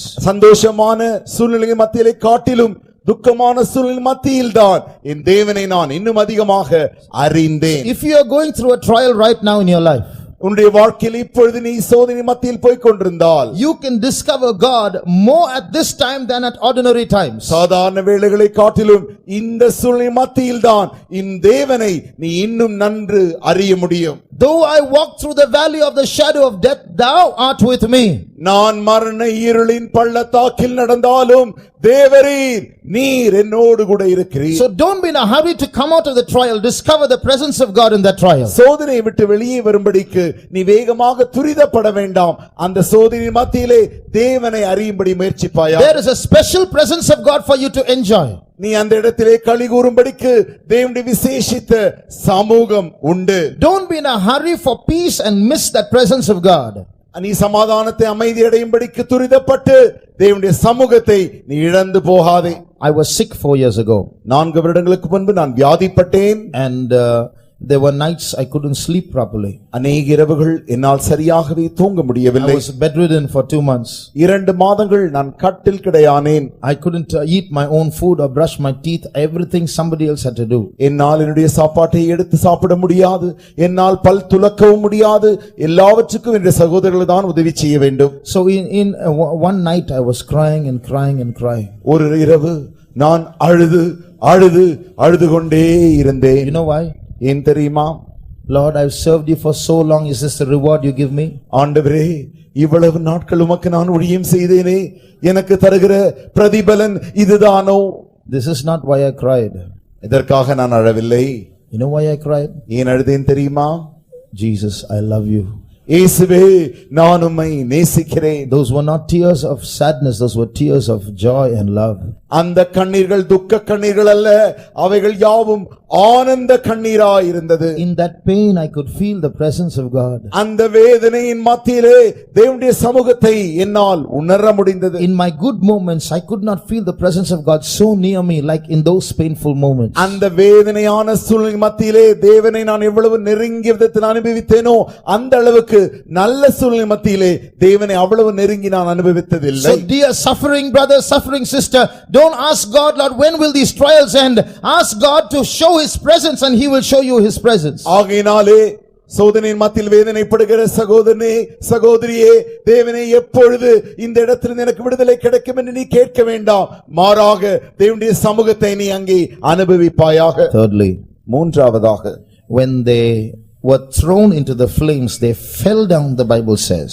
அவர்கள் அக்கினிச்சூளில் தூக்கி எறிந்த பொழுது அவர்கள் அதற்குள்ளாக விழுந்தார்கள் என்று வேதம் சொல்லுகிறது. But after the trial, சோதனைக்கு பின்பு they were walking. அங்கே அவர்கள் நடந்து கொண்டிருந்தார்கள். Trials will stabilize us. சோதனையானது நம்மை நிலை நிறுத்தக்கூடியதாயிருக்கிறது. Initially, when we face trials, we will stumble, we will fall. தொடக்கத்தில் நாம் சோதனைகளை சந்திக்கும் பொழுது நாம் தள்ளாடி விழுந்து விடக்கூடியதாயிருக்கிறது. But if we really go to God in those trials, அந்த சோதனைகளிலே நாம் உண்மையாகவே தேவனிடத்திற்கு போவோமே ஆகில் He will stabilize us so we won't fall again in those trials. அந்த சோதனைகளின் மத்தியில் தேவன் நம்மை நிலை நிறுத்துவார், பின்பு நாம் விழமாட்டோம். That's why the Bible says, though the righteous man falls 7 times, he will rise again. ஆகையினால் தான் வேதம் சொல்லுகிறது, நீதிமான் 7 முறை விழுந்தாலும் அவன் மறுபடியும் எழுந்திருப்பான். The end point is rising and no falling after that. அந்த முடிவு என்னவென்றால் எழும்புதல், அதற்கு பின்பு விழுதலே இல்லை. So like a child learning to walk will fall many times, maybe now you are falling in your trials. எப்படி ஒரு குழந்தை நடக்க பழகும் பொழுது எத்தனை முறை கீழே விழுகிறதோ அப்படி நீங்கள் இப்பொழுது உங்களுடைய சோதனைகள் மத்தியில் கற்றுக்கொள்கிறீர்கள். Young brother, young sister, you may be falling in your trials many times. வாலிப சகோதரனே சகோதரியே, உங்களுடைய சோதனைகள் மத்தியில் நீ அநேக முறை விழுந்திருக்கலாம். You may be fed up of yourself. உன்னை குறித்தே உனக்கு ஒரு சலிப்பு தட்டி இருக்கலாம். Don't be discouraged. அதை கண்டு நீ அதைரியப்பட You வேண்டாம். go to God and ask for His grace. He will teach you how to walk. தேவனிடத்திற்கு போய் தேவனுடைய கிருபையை கேள், நீ எப்படி நடக்க வேண்டும் என்று அவர் உனக்கு கற்பிப்பார். Fourthly, நான்காவதாக, before the trial, சோதனைக்கு முன்பாக the 3 were bound. அந்த 3 பேரும் கட்டப்பட்டவர்களாயிருந்தார்கள். After the trial, the 3 were loosed. சோதனைக்கு பின்பு அந்த 3 பேரும் கட்டவிழ்க்கப்பட்டவர்களானார்கள். In the same way, in our trials, we might be bound by so many things. அதே வண்ணமாக நம்முடைய சோதனைகள் மத்தியிலும் கூட பல விதங்களில் நாம் கட்டப்பட்டிருக்கலாம். Bound by fear, பயத்தினாலே, bound by unbelief, அவிசுவாசத்தினாலே கட்டப்படுதல், bound by hesitation, தயங்குதலினாலே கட்டப்படுதல், bound by shyness. வெட்கத்தினாலே கட்டப்படுதல். So all these things will bind us and we are not able to react properly in our trials. இந்த காரியங்கள் யாவும் நம்மை கட்டி வைக்கிறபடினாலே நம்முடைய சோதனையில் நம்மால் சரியாக பிரதிபலிக்க முடிகிறதில்லை. But God who made those 3 bound men loose தேவன் அந்த 3 கட்டப்பட்டவர்களை எப்படி கட்டவிழ்த்தாரோ will take away all these bindings and fill us with the spirit of boldness. நம்முடைய கட்டுகள் யாவற்றையும் எடுத்துவிட்டு நம்மை தைரியத்தினாவினால் நிரப்புவார். A grace to step boldly into troublesome situations. மிக கடினமான சூழ்நிலை மத்தியிலே சந்திக்கும்படிக்கு படி எடுத்து வைக்கும்படிக்கு நமக்கு தைரியத்தின் ஆவியை தருவார். I remember many years ago, அநேக ஆண்டுகளுக்கு முன்பு நடந்த ஒரு காரியத்தை நினைவில் கொண்டு வருகிறேன். when I was in school, நான் பள்ளியில் படித்துக் கொண்டிருந்த பொழுது I was a Pentecostal. நான் பெந்தேகோஸ்தேக்காரனாயிருந்தேன். But when my friends once surrounded me, ஒரு முறை என்னுடைய நண்பர்கள் என்னை சுற்றி கொண்டார்கள். asked me question after question, என்னை பார்த்து கேள்வியின் மேல் கேள்வி கேட்டார்கள். and I couldn't answer any of them properly. எந்த கேள்விக்குமே நான் சரியாக பதில் சொல்ல முடியவில்லை. Finally they mocked at me. கடைசியில் என்னை கேலி செய்தார்கள். I started crying. நான் அழ ஆரம்பித்தேன். Maybe I was about 16-17 years old then, but I was crying. அப்பொழுது 16 அல்லது 17 வயது இருக்கும், என்றாலும் நான் அழ ஆரம்பித்து விட்டேன். But that fear and anxiety and worry and that feeling of defeat in me made me make a decision to find the answers to all the questions that they raised. அந்த பயம், அந்த வெட்கம், அந்த கண்ணீர், அந்த சூழ்நிலை யாவும் உடனடியாக எனக்குள் இந்த கேள்விகளுக்கெல்லாம் பதில் கண்டுபிடித்து ஆக வேண்டும் என்கிறதான அந்த வீரத்தை எனக்குள் கொண்டு வந்தது. And after that, God has been teaching me so many things and given me answers to so many questions, and when people ask questions, I'm able to reply.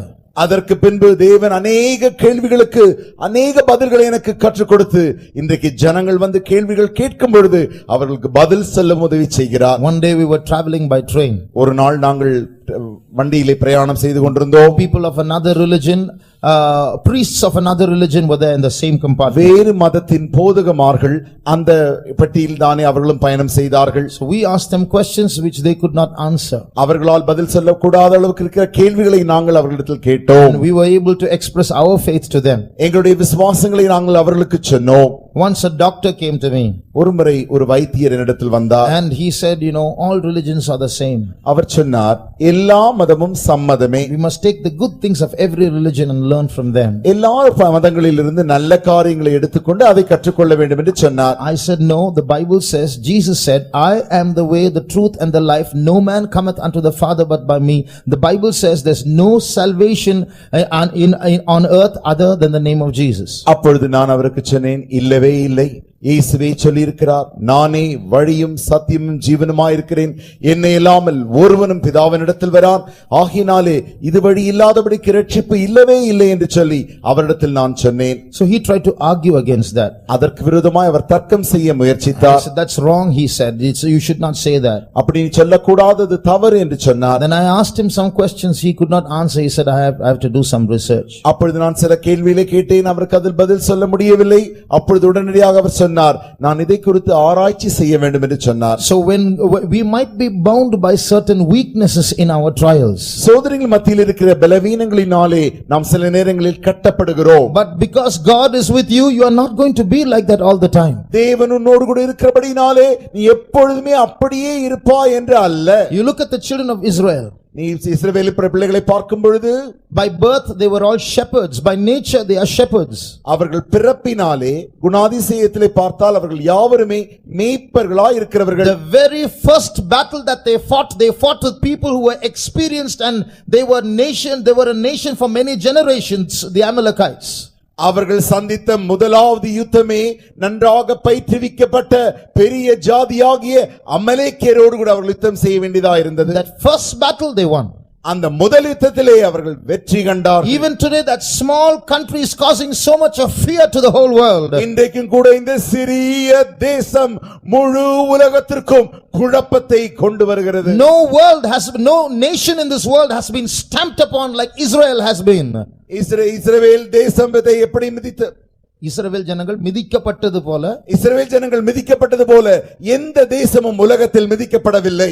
so many wars, so much blood has been shed in that country. அந்த தேசத்தில் அநேக யுத்தங்களும் அநேக முறை இரத்தங்களும் சிந்தப்பட்டது. Just 60 years ago 60 lakhs of Jews were killed. 60 ஆண்டுகளுக்கு முன்பாக தானே 60 லட்சம் யூதர்மார்கள் கொன்று போடப்பட்டார்கள். But still they survive and they are a cup of trembling to the whole world. என்றாலும் அவர்கள் இன்றைக்கு உயிரோடு இருந்து அவர்கள்தான் முழு உலகத்திற்கும் தத்தளிப்பின் பாத்திரமாய் இருக்கிறார்கள். That God who is protecting them can loose your bindings and make you free. அவர்களை பாதுகாக்கிற அந்த தேவன் உன்னுடைய கட்டை அவிழ்த்து உன்னை விடுதலையாக்குவார்.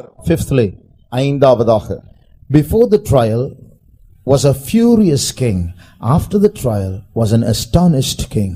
சோதனைக்கு முன்பாக மிகவும் உக்கிரம் கோபம் கொண்டதான ராஜா, சோதனைக்கு பின்பு அதே ராஜா ஆச்சரியப்படுகிறவராயிருக்கிறார். Read Daniel chapter 3 தானியேலின் புத்தகம் 3ஆம் அதிகாரம் and verse 24. 24ஆம் வசனம். அப்பொழுது ராஜாவாகிய நேபுகாத்நேச்சார் பிரமித்து, Then Nebuchadnezzar the king was astonished. He was astonished. அங்கே ராஜா பிரமித்து போனான். So your enemies might be the adversary, the antichrist will raise up human adversaries against us. உன்னுடைய அந்த சத்துருவாகிய அந்தி கிறிஸ்து மனித சத்துருக்களை நமக்கு விரோதமாய் எழுப்புகிறவனாய் இருக்கிறான். But when they see how God is working for us, their fury is going to turn into astonishment. தேவன் எப்படி நமக்காக சூழ்நிலையில் கிரியை செய்கிறார்கள் என்பதை அவர்கள் கண்ட மாத்திரத்தில் அவருடைய கோபம் அவர்களை விட்டு நீங்கி அவர்கள் பிரமிக்க தொடங்குவார்கள். Our enemies are going to become our friends. நம்முடைய சத்துருக்கள் நமக்கு சிநேகிதர்கள் ஆவார்கள். Those who withdrew their support from us and rose up against us are going to be our supporters. நமக்கு உதவி செய்வதற்கு மாறாக அந்த உதவியில் இருந்து விட்டு நம்மை எதிர்த்தவர்கள் யாவரும் நமக்கு உதவி செய்ய தொடங்குவார்கள். Even right now you might be in a trial where some men have risen up against you. இப்பொழுதும் கூட சில மனிதர் உனக்கு விரோதமாக எழும்புகிறதான அந்த சோதனையின் சூழ்நிலை மத்தியில் இருக்கலாம். Don't use human weapons which other people use. மற்றவர்கள் பிரயோஜனப்படுத்துகிற அந்த மனுஷீக எந்த ஆயுதங்களையும் நீ பிரயோஜனப்படுத்த வேண்டாம். Don't use money or your tongue or other men as your weapons. உன்னுடைய பணத்தையோ உன்னுடைய நாவையோ அல்லது மற்ற மனுஷர்களையோ ஆயுதங்களாக நீ பிரயோஜனப்படுத்த வேண்டாம். Sit on your knees and go to God. உன்னுடைய முழங்காலிலிருந்து உன் தேவனிடத்திற்கு செல்வாயாக. If you use carnal weapons, your enemies will become more enemies. நீ மாம்சீகமான ஆயுதங்களை பிரயோஜனப்படுத்தும் பொழுது உன்னுடைய சத்துருக்கள் மிகவும் பெருகிய சத்துருக்களாய் மாறுவார்கள். But if you sit on your knees and go to the presence of God, நீ முழங்காலிலிருந்து உன் தேவனிடத்திற்கு போவாயே ஆகில் your enemies will see the glory of God in you. உன்னிலே உன் சத்துருக்கள் தேவனுடைய மகிமையை காண்பார்கள். And they will confess that God is with you. தேவன் உன்னோடு இருக்கிறார் என்று அவர்கள் அறிக்கை செய்வார்கள். Sixthly, ஆறாவதாக, you see, they were thrown into the fire. அவர்கள் அந்த அக்கினியிலே போடப்பட்டார்கள். The king challenged them, who is that God who can save me? உங்களை Who can save you from me? என்னுடைய கரத்திலிருந்து உங்களை விடுவிக்கக்கூடிய அந்த தேவன் யார் என்று அவன் அவர்களை பார்த்து சவால் விட்டான். Now the same king is walking towards them. இப்பொழுது அதே ராஜா அவர்களை நோக்கி நடந்து சென்று கொண்டிருக்கிறான். And read Daniel chapter 3 in verse 26. தானியேலின் புத்தகம் 1ஆம் அதிகாரம் 26ஆம் வசனம். அப்பொழுது நேபுகாத்நேச்சார் எரிகிற அக்கினி சூளையின் வாசல் அண்டைக்கு வந்து, உன்னதமான தேவனுடைய தாசனாகிய ஷாத்ராக் மேஷாக் ஆபேத்நேகோ என்பவர்களே, நீங்கள் வெளியே வாருங்கள் என்றான். அப்பொழுது ஷாத்ராக் மேஷாக் ஆபேத்நேகோ என்பவர்கள் அக்கினியின் நடுவிலிருந்து வெளியே வந்தார்கள். Then Nebuchadnezzar came near to the mouth of the burning fiery furnace and spake and said, Shadrach, Meshach and Abednego, ye servants of the most high God, come forth and come hither. Then Shadrach, Meshach and Abednego came forth of the midst of the fire. He and his men were sitting there. He was sitting on his throne and waiting to watch those people getting consumed. அவனும் அவனுடைய ஜனங்கள் யாவரும் அந்த சிங்காசனத்தில் உட்கார்ந்து இந்த மூன்று வாலிபரும் எரிந்து பட்சிக்கப்பட போகிறார்கள் என்று காத்து But கொண்டிருந்தார்கள். when he saw that nothing happened, he got up from his throne and he walked to the mouth of the furnace. இப்பொழுது ஒன்றும் நடக்கவில்லை என்று அவன் அறிந்து அவன் சிங்காசனத்தை விட்டு எழுந்து அவர்களை நோக்கி நடந்து சென்று கொண்டிருக்கிறான். No king will walk towards his subjects. The subjects have to walk towards the king. எந்த ராஜாவும் தனக்கு கீழிருக்கிறவர்களை நோக்கி நடந்து செல்வதில்லை. இவர்கள் தான் ராஜாவை நோக்கி நடந்து செல்ல வேண்டும். But the Bible says, them that honor me will I honor. அதற்கு பின்பு வேதம் என்ன சொல்கிறது என்றால், என்னை கனம் பண்ணுகிறவனை நான் கனம் பண்ணுவேன். These three boys honored God in their trial. இந்த மூன்று வாலிபரும் தங்களுடைய சோதனையின் மத்தியிலே தேவனை கனம் செய்தார்கள். They did not love their lives. They were ready to die for the truth. அவர்கள் தங்களுடைய ஜீவனை நேசிக்கவில்லை, சத்தியத்திற்காக மரிக்கவும் ஆயத்தமாய் And therefore இருந்தார்கள். before everyone the king walked towards them and honored them. எல்லாருக்கும் முன்பாக ராஜா எழுந்தவர்களுக்கு முன்பாக சென்று அவர்களை கனம் செய்கிறான். In the same way, அதே வண்ணமாக if you hold on to the truth and hold on to Jesus in your trial, உன்னுடைய சோதனையின் மத்தியில் உன் இயேசுவையும் சத்தியத்தை நீ பிடித்துக் கொள்வாயே ஆகும். you may lose your job. உன்னுடைய வேலை நீ இழந்து போகலாம். You may lose your money. உன்னுடைய பணத்தை நீ இழந்து போகலாம். You may lose your health. உன்னுடைய சுகத்தை நீ இழந்து போகலாம். But before everybody, God will honor you. ஆனால் எல்லாருக்கும் முன்பாக தேவன் உன்னை கனப்படுத்துவார். Don't be in a hurry to run away from those trials using shortcuts. Wait in the presence of God. ஆகையினாலே சோதனைகள் மத்தியிலே குறுக்கு வழியில் சடுதியாய் ஓடும்படி நீ முயற்சிக்க வேண்டாம். தேவனுடைய சமூகத்தில் காத்திருப்பாயாக. Seventhly, ஏழாவதாக, before the trial, சோதனைக்கு முன்பாக a herald cried. கட்டியக்காரன் அழுகிறான், உரத்த சத்தமிடுகிறான். He makes an announcement. அவன் அங்கே ஒரு அறிவிப்பை செலுத்துகிறான். Everybody listen. சகல ஜனங்களே கேளுங்கள். And he threatens everybody with his announcement. Bow before the image. எல்லாரையும் இந்த அறிவிப்பினாலே அவன் பயமுறுத்தி இந்த பொற்சிலைக்கு முன்பாக தாழ விழுங்கள் என்று சொல்லுகிறான். After the trial, சோதனைக்கு பின்பு the king makes an announcement. இப்பொழுது ராஜா ஒரு அறிவிப்பை செலுத்துகிறார். Read verse 29. 29ஆம் வசனத்தை வாசியுங்கள். ஆதலால் சாத்ராக் மேஷாக் ஆபேத்நேகோ என்பவர்களுடைய தேவனுக்கு விரோதமாக தூஷண வார்த்தை சொல்லுகிற எந்த ஜனத்தானும் எந்த ஜாதியானும் எந்த பாஷைக்காரனும் துண்டித்து போடப்படுவான். அவன் வீடு எருக்களமாக்கப்படும் என்று என்னாலே தீர்மானிக்கப்படுகிறது. இவ்விதமாய் ரட்சிக்கத்தக்க தேவன் வேறு ஒருவரும் இல்லை என்றான். Therefore I make a decree that every people, nation and language would speak against anything amiss against the God of Shadrach, Meshach and Abednego shall be cut in pieces, and their houses shall be made a dunghill, because there is no other God that can deliver after this sort. just imagine the same king who said, bow before my image, is now saying everybody should fear the God of Shadrach, Meshach and Abednego. யோசித்து பாருங்கள், கொஞ்ச கால நேரத்துக்கு முன்பாகத்தான் சொன்னான், சகல ஜனங்களும் தன் உண்டாக்கின அந்த பொச்சிலை வணங்கி தாழ விழுந்து பணிந்து கொள்ள வேண்டும் என்று சொன்னவன் இப்பொழுது அதே ஆள் சொல்லுகிறான், சாத்ராக் மேஷாக் ஆபேத்நேகோ என்புடைய தேவனை சகல ஜனங்களும் விழுந்து பணிந்து கொள்ள வேண்டும். Those who pass through their trials successfully, யாரெல்லாம் தங்களுடைய சோதனை வெற்றிகரமாய் அதனூடாய் கடந்து வருகிறார்களோ, Antichrist will frame laws against children of God, but the success in your trial will make the king change those laws in favor of children of God. அந்த கிறிஸ்துவானவன் தேவனுடைய பிள்ளைகளுக்கு விரோதமாக சட்டங்களை அவன் ஏற்றுவான். ஆனால் தேவனுடைய பிள்ளைகள் அந்த சோதனைகளூடாய் ஜெயத்தோடு வரும்பொழுது அந்த சட்டங்களை அந்த தேவனுடைய பிள்ளைகளுக்கு ஒத்த விதமாய் அவன் ஏதுவாய் மாற்றுவான். In the New Testament we read about these three boys. புதிய ஏற்பாட்டிலே இந்த மூன்று வாலிபரை குறித்து வாசிக்கிறோம். In the book of Hebrews we read about these three boys. இந்த மூன்று வாலிபரை குறித்து எபிரேய நிருபத்தில் நாம் வாசிக்கிறோம். They quenched the violence of fire. அவர்கள் அக்கினியின் உக்கிரத்தை அணைத்தார்கள். So what does that mean?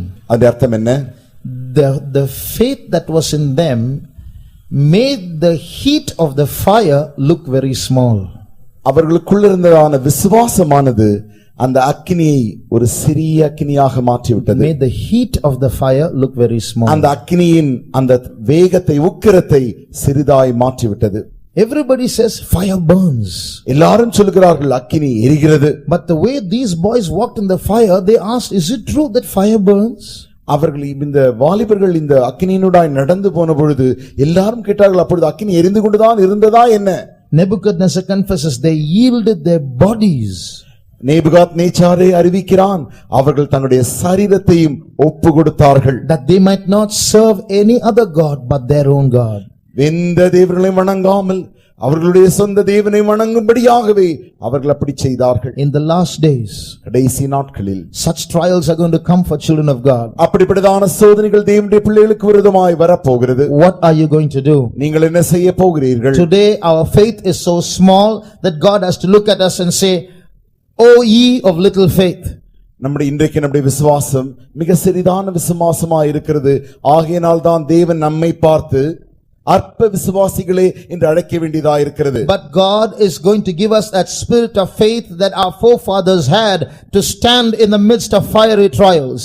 என்றாலும் நம்முடைய முற்பிதாக்களுக்கு உண்டான அந்த விசுவாசத்தின் ஆவியை தேவன் நமக்கு தந்து சோதனைகள் மத்தியில் நிற்கும்படியாக. Child of God, today you are living a happy life in this world. தேவனுடைய பிள்ளை, இன்றைக்கு நீ ஒரு சந்தோஷமான வாழ்க்கையை வாழ்ந்து கொண்டிருக்கிறாய். It's not going to be like this. இப்படியே இது இருக்க போகிறது இல்லை. It's going to get more and more difficult to live. நீ வாழ்வதற்கு மிகவும் இன்னும் அதிகமாக கடினமாக போகிறது. You have to be very careful about the choices you make. நீ செய்கிறதான தெரிந்து கொள்ளுதலை குறித்து நீ மிக கவனமாக இருக்க வேண்டும். The spirit of the Antichrist is going to rise up and say, follow me and live, don't follow me and die. அந்தி கிறிஸ்துவின் அந்த ஆவியான் சொல்லப் போகிறான், என்னை நீ பின்பற்றி வாழ்ந்து கொள். Don't follow me and die. நீ என்னை பின்பற்றாமல் போனால் மரித்து போவாய். So that stage is going to come very soon. அப்படிப்பட்ட ஒரு கால கட்டம் வரப்போகிறது. Not only after Jesus comes, even before Jesus comes, those threats are going to rise up. இப்படிப்பட்ட பயமுறுத்துதல்கள் இயேசு வருவதற்கு முன்பாகவும் இயேசு வருவதற்கு பின்பும் அதிகமாக போகிறது. But it is in those days that God is going to pour out his spirit upon all flesh. அந்நாட்களில் தேவன் தம்முடைய ஆவியை மாம்சமான யாவர் மேலும் ஊற்றப் போகிறார். Shall we close our eyes? நம்முடைய கண்களை மூடுவோமா? We need that spirit of faith. அந்த விசுவாசத்தின் ஆவி நமக்கு தேவை. In Palayamkotte, God is forming an army. பாளையங்கோட்டையில் தேவன் தன்னுடைய சேனையை ஆயத்தம் செய்து கொண்டிருக்கிறார். Many from this place are going to return with Jesus in the battle of Armageddon. இங்கிருந்து அநேகர் இயேசுவோடு கூட அர்மகதோன் யுத்தத்தில் யுத்தம் செய்யும்படிக்கு வரப்போகிறார்கள். But this faith is not enough. இந்த விசுவாசம் போதாது. Our spiritual standard is not enough. நமக்கு இருக்கிற இந்த ஆவிக்குரிய நிலவரம் போதாது. Today our heart is weak. இன்றைக்கு நம்முடைய இருதயம் பலவீனமாய் இருக்கிறது. Our heart is fearful. நம்முடைய இருதயம் பயந்து போயிருக்கிறது. Like Peter, maybe we will say, I will lay down my life for you, Lord. But when the situation comes, the truth will be revealed. பேதுருவை போல என் ஜீவனை உமக்கு வார்க்கிறேன் ஆண்டவரே என்று சொல்லுவோம். சோதனை வரும்பொழுது நாம் விழுந்து போகிறோம். The truth will be revealed. நம்முடைய உண்மை, அந்த உண்மை நிலவரம் வெளிவருகிறது. But we need that spirit of faith. நமக்கு விசுவாசத்தின் ஆவி தேவை. When the adversary comes against us, சத்துரு நமக்கு விரோதமாய் வரும் பொழுது, when laws rise up against us, நமக்கு விரோதமாக சட்டங்கள் ஏற்றப்படும் பொழுது, when spirits rise up against us, ஆவிகள் நமக்கு விரோதமாய் எழும்பும் பொழுது, God must give us the boldness of Shadrach, Meshach and Abednego. Shadrach Meshach ஆபேத்நேகோவுக்கு இருந்ததான அந்த தைரியத்தை தேவன் நமக்கு தர வேண்டும். How many will frankly say, I don't have enough boldness, I want more boldness? எத்தனை பேர் உண்மையாய் சொல்வீர்கள், எனக்கு அவ்வளவு தைரியம் இல்லை, எனக்கு தைரியம் வேண்டும்? Put up your right hands. அப்படி என்றால் உங்களுடைய வலது கரத்தை உயர்த்துங்கள். We all are weak. நாம் யாவரும் பலவீனராய் இருக்கிறோம். That's why God looks at us and tells us, fear not, little flock. ஆகையினால் தான் தேவன் நம்மை பார்த்து சொல்கிறார், சிறு மந்தையே பயப்படாதே. We are all weak. நாம் யாவரும் பலவீனராய் இருக்கிறோம். But that one God is enough for all of us.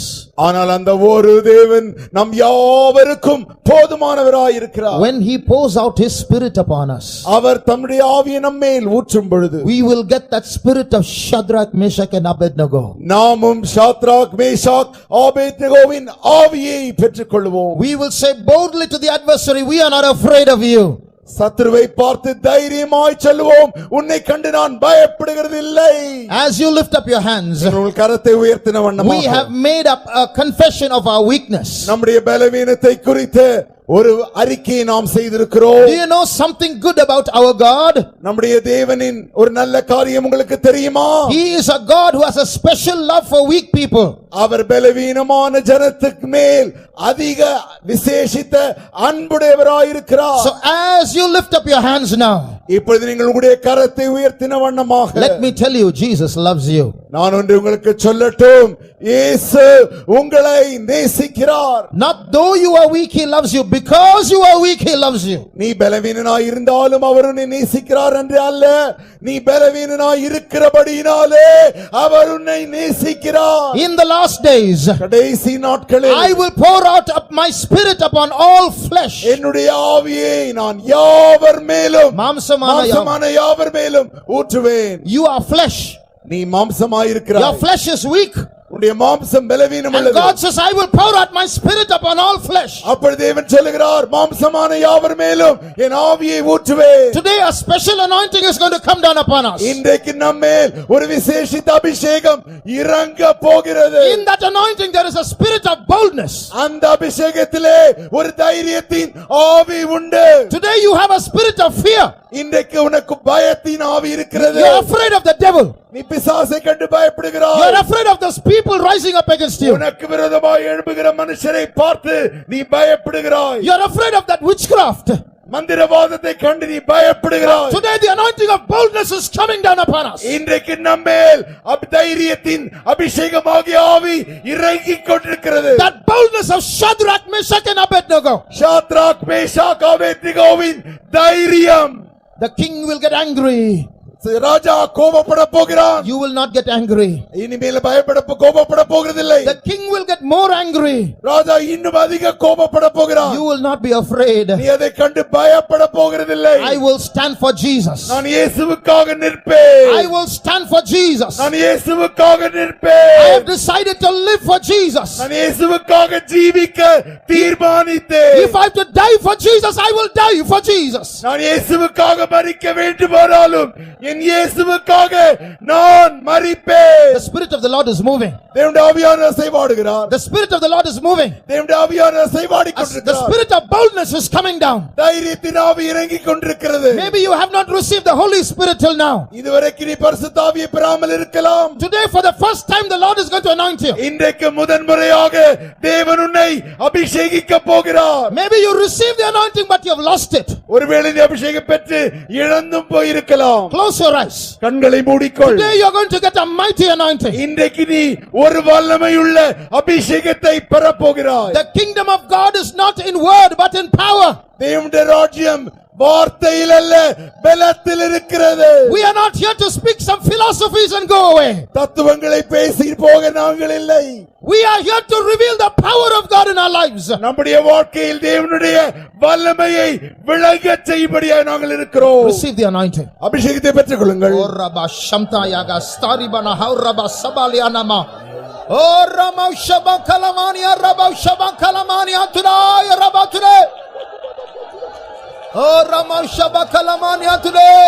Jesus, Lord, strengthen us, Jesus. Oh Rama Shabakalamania, Rabba Shabakalamania today. Thank you, Lord. Oh Rabba Sanaya Koria Shabakalamania today. Thank you, Jesus. We praise you, Lord. Andore. Oh Rama Shabakalamania, Rasabakalamania today. Thank you, Lord. We thank you, Jesus. We praise you, Lord.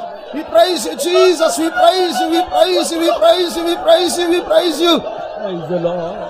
இன்றைக்கு கர்த்தர் நமக்கு தந்து கொண்டிருக்கிறதான அபிஷேகத்தில் உங்களுடைய ஆவிக்குள் இருக்கிற அந்த பயத்தை பிடுங்கி போடும். நீங்கள் யோசித்தாலும் நீங்கள் பயப்பட மாட்டீர்கள்.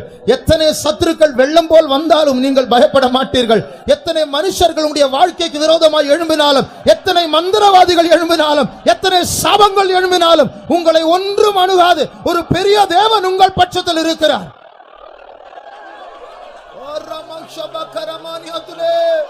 Thank you, Jesus. Shila Rabba Kalamania Rabba Satule. Thank you, Jesus. Praise you, Lord. Rabba Shabba Kalamania today. Shabala Bakaturi Bilakana Bakaturi Bilakana Bakatira. Shabala Bakaturi Bilakana Bakaturi Bilakana Bakatira. Ida Bagana Bashaka. Hallelujah, hallelujah, hallelujah, hallelujah, hallelujah, hallelujah. Jesus, Shabala Bakaturi Bilakana Ida Bagana Bash. Ida Bagana Bakatira. Ida Bagana Bash. Shana Makaturi Bilakana Bakatira. Ida Bagana. Jesus. கர்த்தர் நம்முடைய மத்தியிலே அசைவாடி கொண்டிருக்கிற தயவுக்காய் நாம் கர்த்தர் நன்றியுள்ள இதயத்தோடு கூட கர்த்தரை ஸ்தோத்திரம் பண்ணுவோம். ஸ்தோத்திரம். இந்த கூட்டத்தை மட்டுமாய் கர்த்தர் பொறுப்படுத்தி நடத்தி ஆசீர்வதித்தாரே, எதற்காய் ஸ்தோத்திரிப்போம். நம் தொடர்ந்துள்ள மீதியான கூட்டங்களை கர்த்தர் பொறுப்படுத்தி ஆசீர்வதிக்கும்படியாய் ஸ்தோத்திரம் பண்ணுவோம். சோத்ரம் கர்த்தருடைய சமூகத்திலே கடந்து வந்த ஒருவரேனும் வெறுமையாய் திரும்பாதபடி நிறைவான ஆசீர்வாதத்தினாலும் வல்லமையினாலும் கர்த்தர் நிரப்பி இருக்கிறாரே, எதற்காய் ஸ்தோத்திரிப்போம். சோத்ரம் எல்லா துதியும் கனமும் மகிமையும் கர்த்தருக்கே செலுத்தி ஸ்தோத்திரம் பண்ணுவோம். நம்மை ஒன்று கூட தாழ்த்தி விட திருப்பாத விடத்தில் ஒப்பு கொடுத்து ஸ்தோத்திரம் பண்ணுவோம். எங்களை நேசிக்கிற பரலோகத்தின் நல்ல தேவனே, இந்த ஆசீர்வதிக்கப்பட்டதான மாலை வேளைக்காக மனநன்றியோடு வாழ்த்துகிறோம், ஸ்தோத்திரிக்கிறோங்க தாவே. ஆண்டவர் தாமே இந்த தேசத்தை நேசித்து இந்த இடத்தில் இப்படிப்பட்டதான ஒரு கூட்டத்தை ஆயத்தப்படுத்தி தந்த தயவுக்காக மனநன்றியோடு சுதிக்கிறோம், வாழ்த்துகிறோம். ஆண்டவர் தாமே கர்த்தாவே, இந்த நாட்களிலேயும் ஆண்டவரே கிறிஸ்தவர்கள் மத்தியிலே, ஆண்டவரே ஆவிக்குரியல் மத்தியிலே ஒரு வல்லமையான ஒரு கூட்டத்தை, ஒரு சேனையை கர்த்தர் நீர் ஆயத்தப்படுத்தும்படியாக இந்த கூட்டத்தை நீரே ஆயத்தப்படுத்தி தந்ததற்காக நன்றியோடு ஸ்தோத்திரிக்கிறோங்க தாவே. ஆண்டவர் நீர் பேசின எல்லா சகல வார்த்தைகளுக்காக நன்றியோடு ஸ்தோத்திரிக்கிறோம். ஆண்டவரே ஒரு பெரிய சேனையாய் உமக்காய் எழும்பி நிற்கும்படியாக ஆண்டவரே இந்த பாளையங்கோட்டை பிரதேசத்தில் அநேகர் நீர் வல்லமையாய் நிரப்பிக் கொண்டிருக்கிறபடியால் ஸ்தோத்திரம். ஆண்டவரே தேவரீர் வரப்போகிறதான இந்த பெரிய யுத்தத்துக்கு கர்த்தாவே ஜெயாளிகளாய் மாற்றும்படியாக இந்த நாட்களிலே வருகிறதான எல்லா சோதனைகள், உபத்திரவங்கள், போராட்டங்கள் எல்லாவற்றின் மத்தியிலேயும் சத்தியத்துக்காய் வைராக்கியமாய் நிற்கும்படியான அந்த சாத்ராக் மேசாக் ஆபேத்நேகோ என்பவருடைய விசுவாசத்தை இந்த ராத்திரி வேளையிலே ஒவ்வொருவருக்கும் நீர் கட்டளையிட்டு இருக்கிறபடியால் துதிக்கிறோம்.